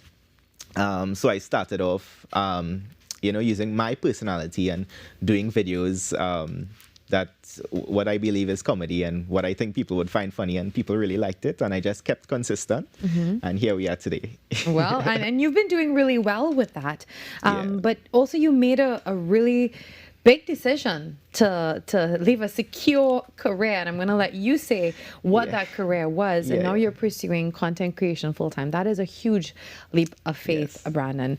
When you made that decision, what went into that decision, and was there ever a moment when you questioned, am I doing the right thing? Yes, of course. Going into the academy, there was a lot of doubt if that was the right decision, because Trini Bran was doing really well, and I love what I do. I love that. And beside the content creation, I'm also an entrepreneur. So I have my own business, and my business was doing well. But being in the space at the academy, I was able to see clearly what I wanted to do and what I didn't want to do. So I was at a crossroads, but being there, I could have seen clearly what I wanted, what direction I wanted to head in. But it was definitely a difficult decision. But I decided to go the route of not just content creation, but also being a business owner to work on my business. A lot of people was asking me why I couldn't do the both, but I don't think I could have been a police officer and focus on Trini Bran and my business effectively at the same time. Yeah. So, I decided to choose the path that, aligned to who I am, which is content creation, being an entrepreneur, and just doing what I love. Yeah, no, content creation is viewed as a hobby these days rather than a profession. Well, I would say that's changing a lot. Now, what would you say to those who still don't see it as a legitimate career path? Yeah, well, definitely it is. In this day and time, things are changing, and social media is very popular now. So it's definitely can be a legitimate career path if you treat it that way. It can be a hobby, But there's a lot that go into content creation that people doesn't see.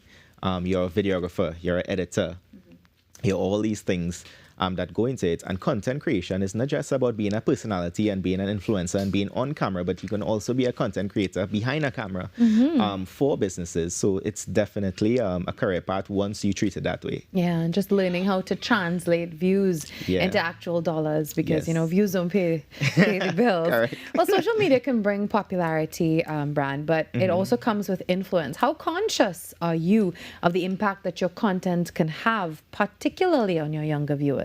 I'm very conscious because with influence comes responsibility. Absolutely. So I'm very conscious of that in terms of trying to create content that everybody can enjoy and not to create any negativity or offensive content, but more to promote positivity and try to keep it as clean as possible.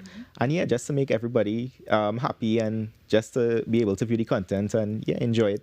Yeah. You also spoke about wanting to launch a men's mental health campaign a little later on this year. Why is that issue important to you? We've been having a lot of discussions about that. We just had one as well, and we continue to talk about that, especially during the month of June, and that will continue. What kinds of conversations are you hoping to encourage as well? Right, so I'm starting a series entitled Under the Armor, which speaks for itself, where men can be vulnerable and, speak about their mental health. But also, I'll be speaking with a lot of different men, but also professionals, where they can give me their expert opinions, and men can view that and hopefully help them in their lives and, make society a better place. As a result of that. And you also had a chutney soca track called Come Back. That was a different experience for you. It was. Tell me a brief bit about that. Yeah, I was always in the music space as a musician. So that wasn't Trinidad jumping out as an artist.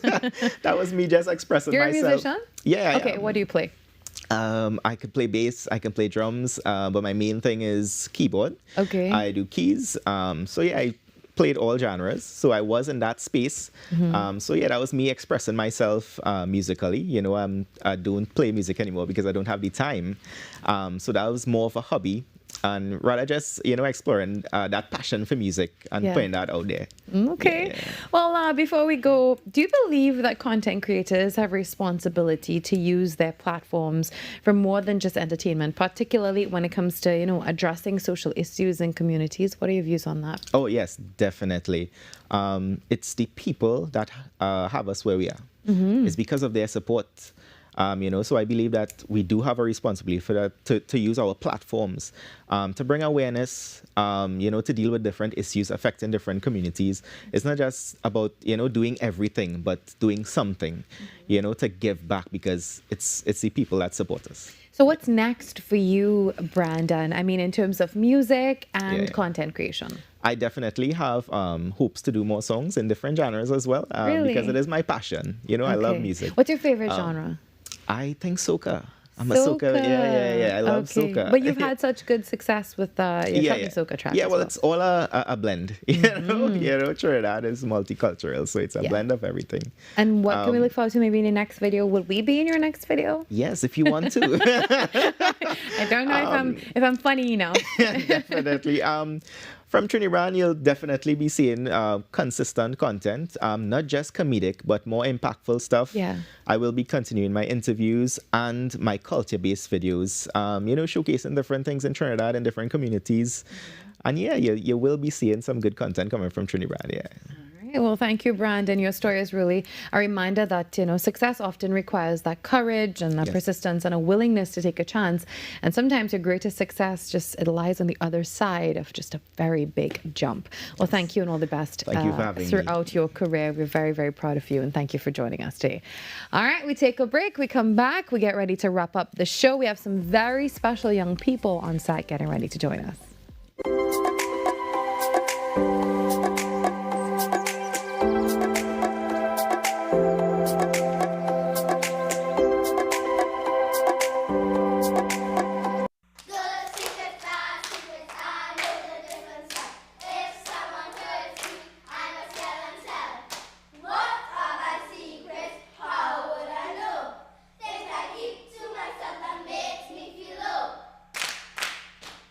Just like a troll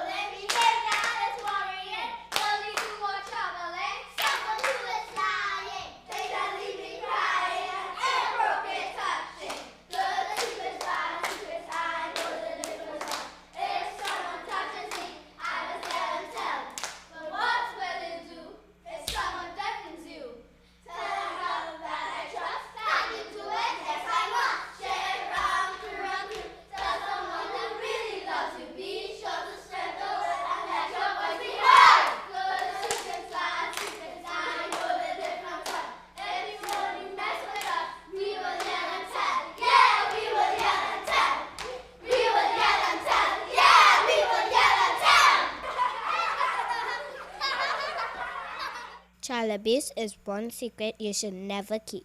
My mind's so consumed with pain. You're fired. I need this job, man. You need help. I have other concerns for tenants who actually pay. So how can I help? I need a room. I got $40. That's not enough. I'm sorry. Hey, it's me. You okay? I need your help.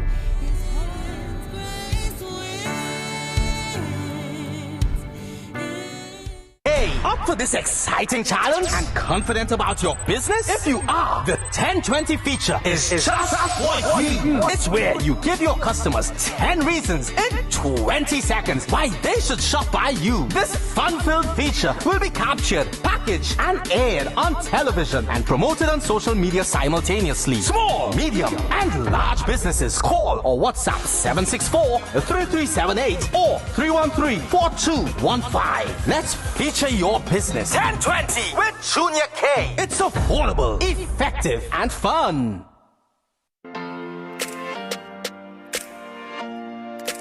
Hi, everybody. I am Leah. And I'm Dion. And we are The Duncans.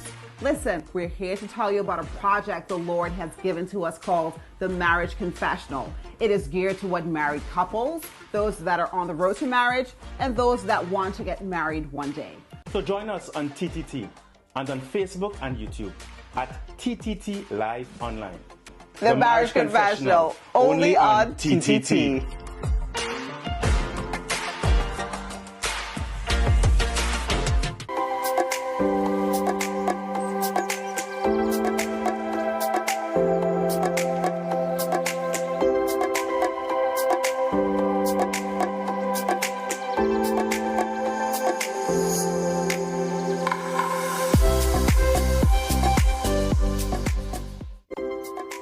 Well, young people are often told that they are the future, but our next guests are proving that they can make a difference right now.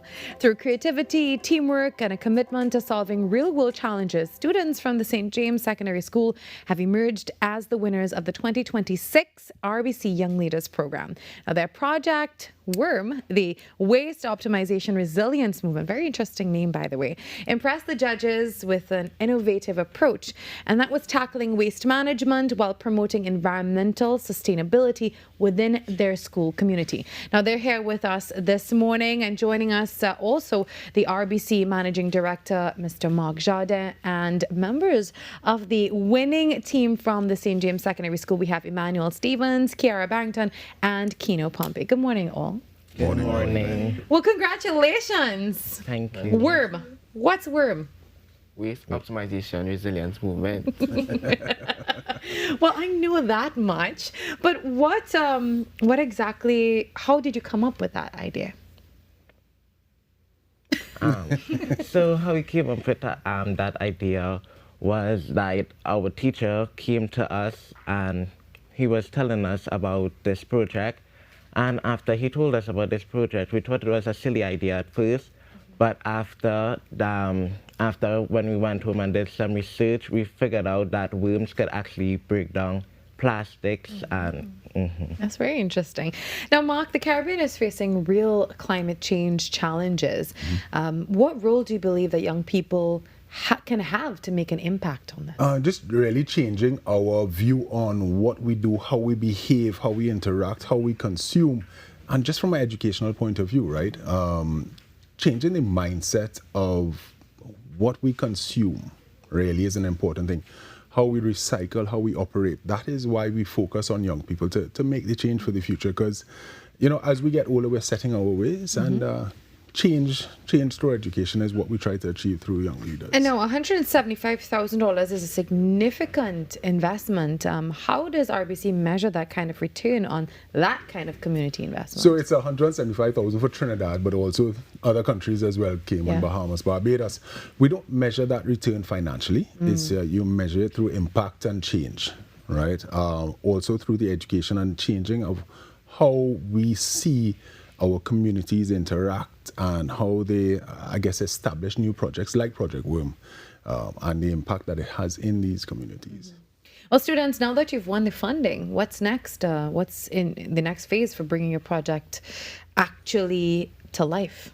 Well, after winning this amazing project, this all just feels so surreal, and we really are excited to initiate the first step of our project, which is to have a recycling workshop at inter-school competition, because students really aren't excited about recycling, but we hope that we can persuade them into helping us with our project. All right.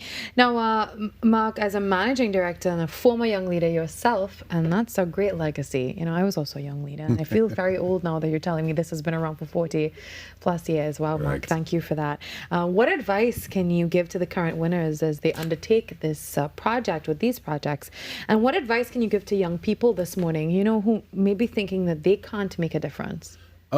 So first of all, to the winners, congratulations again. I mean, we've interacted a bit since the winners were announced. Really, just be inquisitive, be very driven in what you want to achieve, how you want to achieve it, and relate to the people around you. Be an educator yourself. And to the young people who think they cannot make a difference, that's completely not true. You can make an impact on yourself, your household, your community, your school, anywhere you are. It's for you to take that initiative and drive it through. And students, what would you say to a student your age? You know, they think, I'm too young. I don't think I can make a difference at this age. What would you say to them? Just know that you're never too young to complete a project. Most people may think that adults are the ones who handle bigger projects like this, but once you put your mind to something and work hard towards it, I'm sure you can achieve it. Yeah. And Mark, I also know that RBC recently expanded the Young Leaders to Barbados. Yeah. What was behind that decision, and where else do you see the program growing? So, all right. So we expanded first to the Bahamas, to Cayman Islands, and included Barbados last year. Really, what we wanted to expand throughout our geographic footprint in the Caribbean. Going to Barbados was just a regular step. Close to us, very familiar with the territory, and we work there quite often. So, respectable expansion of the project. Well, before we go, how do you feel now that you're winners, you're on television, you're celebrating, and then you're embarking on this really grand project? Excited. It's so surreal. It's amazing. It's so nice. And we really are excited to show that worms can make a change for the climate. Look at that, worm. Yeah, I love that. Well, thank you, students. Thank you very much, Mark, for being here. The winners, this is the St. James Secondary School, and the RBC Young Leaders program really continues to demonstrate the value of investing in our youth, and really look forward to seeing the development of Project Worm as well. What a great way to end the show today. We'll see you tomorrow, 6 to 8, where we do this all over again. Thanks so much to all our guests for joining us on Trinidad and Tobago Today. Have a beautiful rest of your day. I'll see you then. Bye-bye.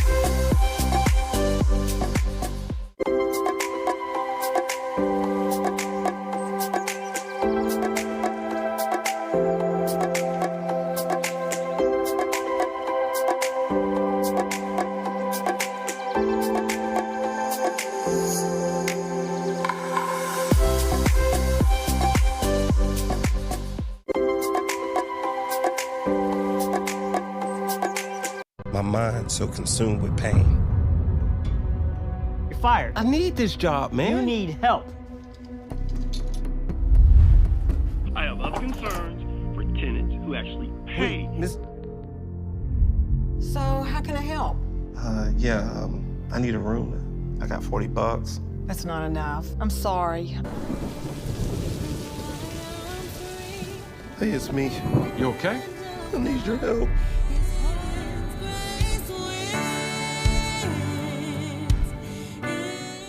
If you miss any part of this show, sucks to be you. It's about that time. Hi, I'm Penny Gomez, and welcome to Pop. It's Wendy Fitzwilliams. Welcome to Pop. Oh my God, what majesty. I'm new to Penny on point. Peter Alliance. You don't know, guys, what it took to get him here. Sorry, stop. Food art? Food art. I like. Can we speak Penny? Sure. Whoa, I feel as if having both of you in here is just like atomic energy. All right. Yeah. Don't come up in here and change the rules of the competition. Penny, block your ears a minute. Okay. She gave us limited input, but I just banned all the trophy in people show.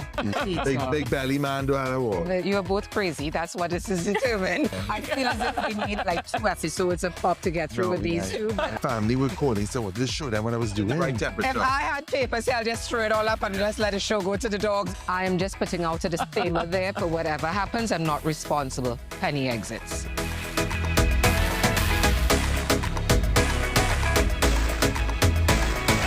Penny on point. And Peter Poppin. And Peter Poppin.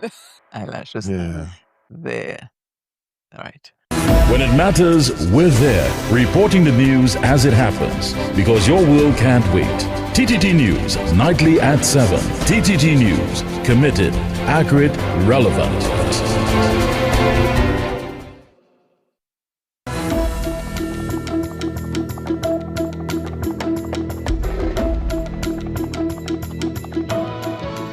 Good morning, this is your TTT News Update. I'm Carrie Roberts. Making the news at this time. A transformed and more modern Tobago is the driving force behind the $4.12 billion budget presented on Monday. THA Secretary for Finance, Trade and the Economy, Councillor Petlan Roberts, explained how the figures were derived.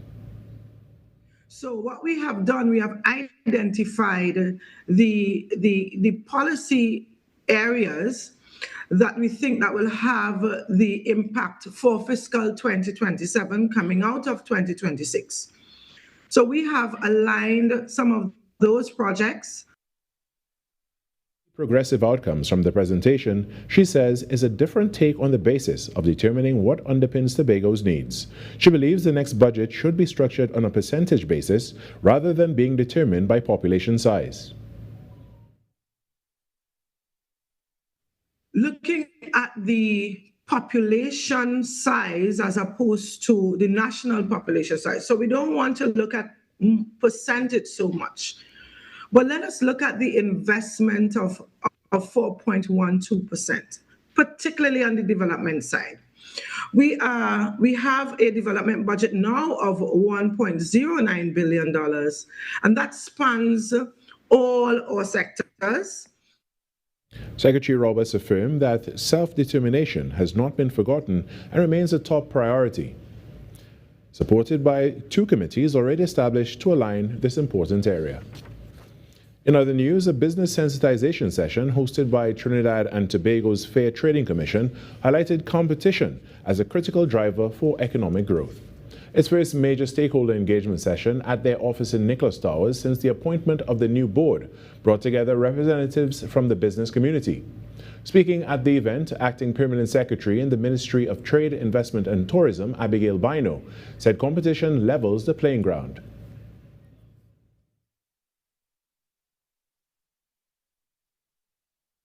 Strong competition encourages innovation, drives efficiency, rewards enterprise, and helps ensure that opportunities are available to all businesses willing to compete on merit.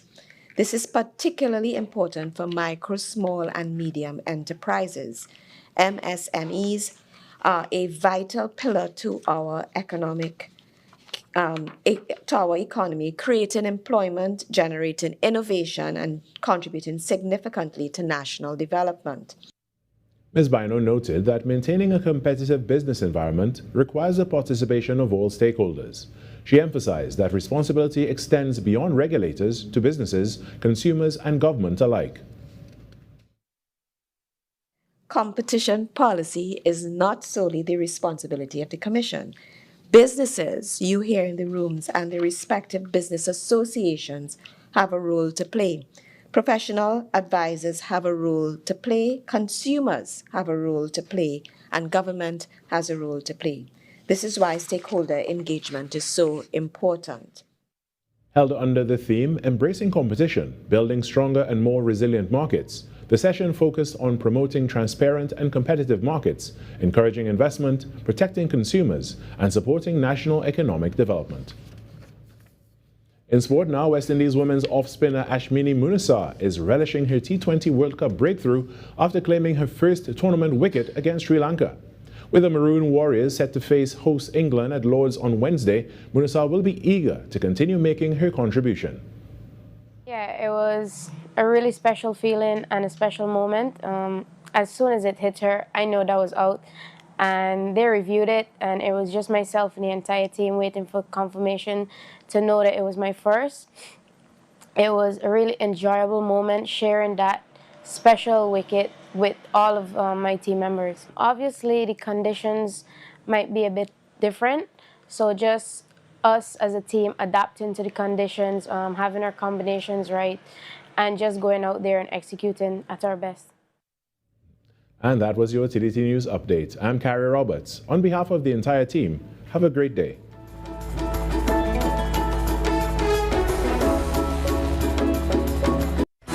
Your world moves fast, so do we. TTT News brings you the people, events, and issues that matter most.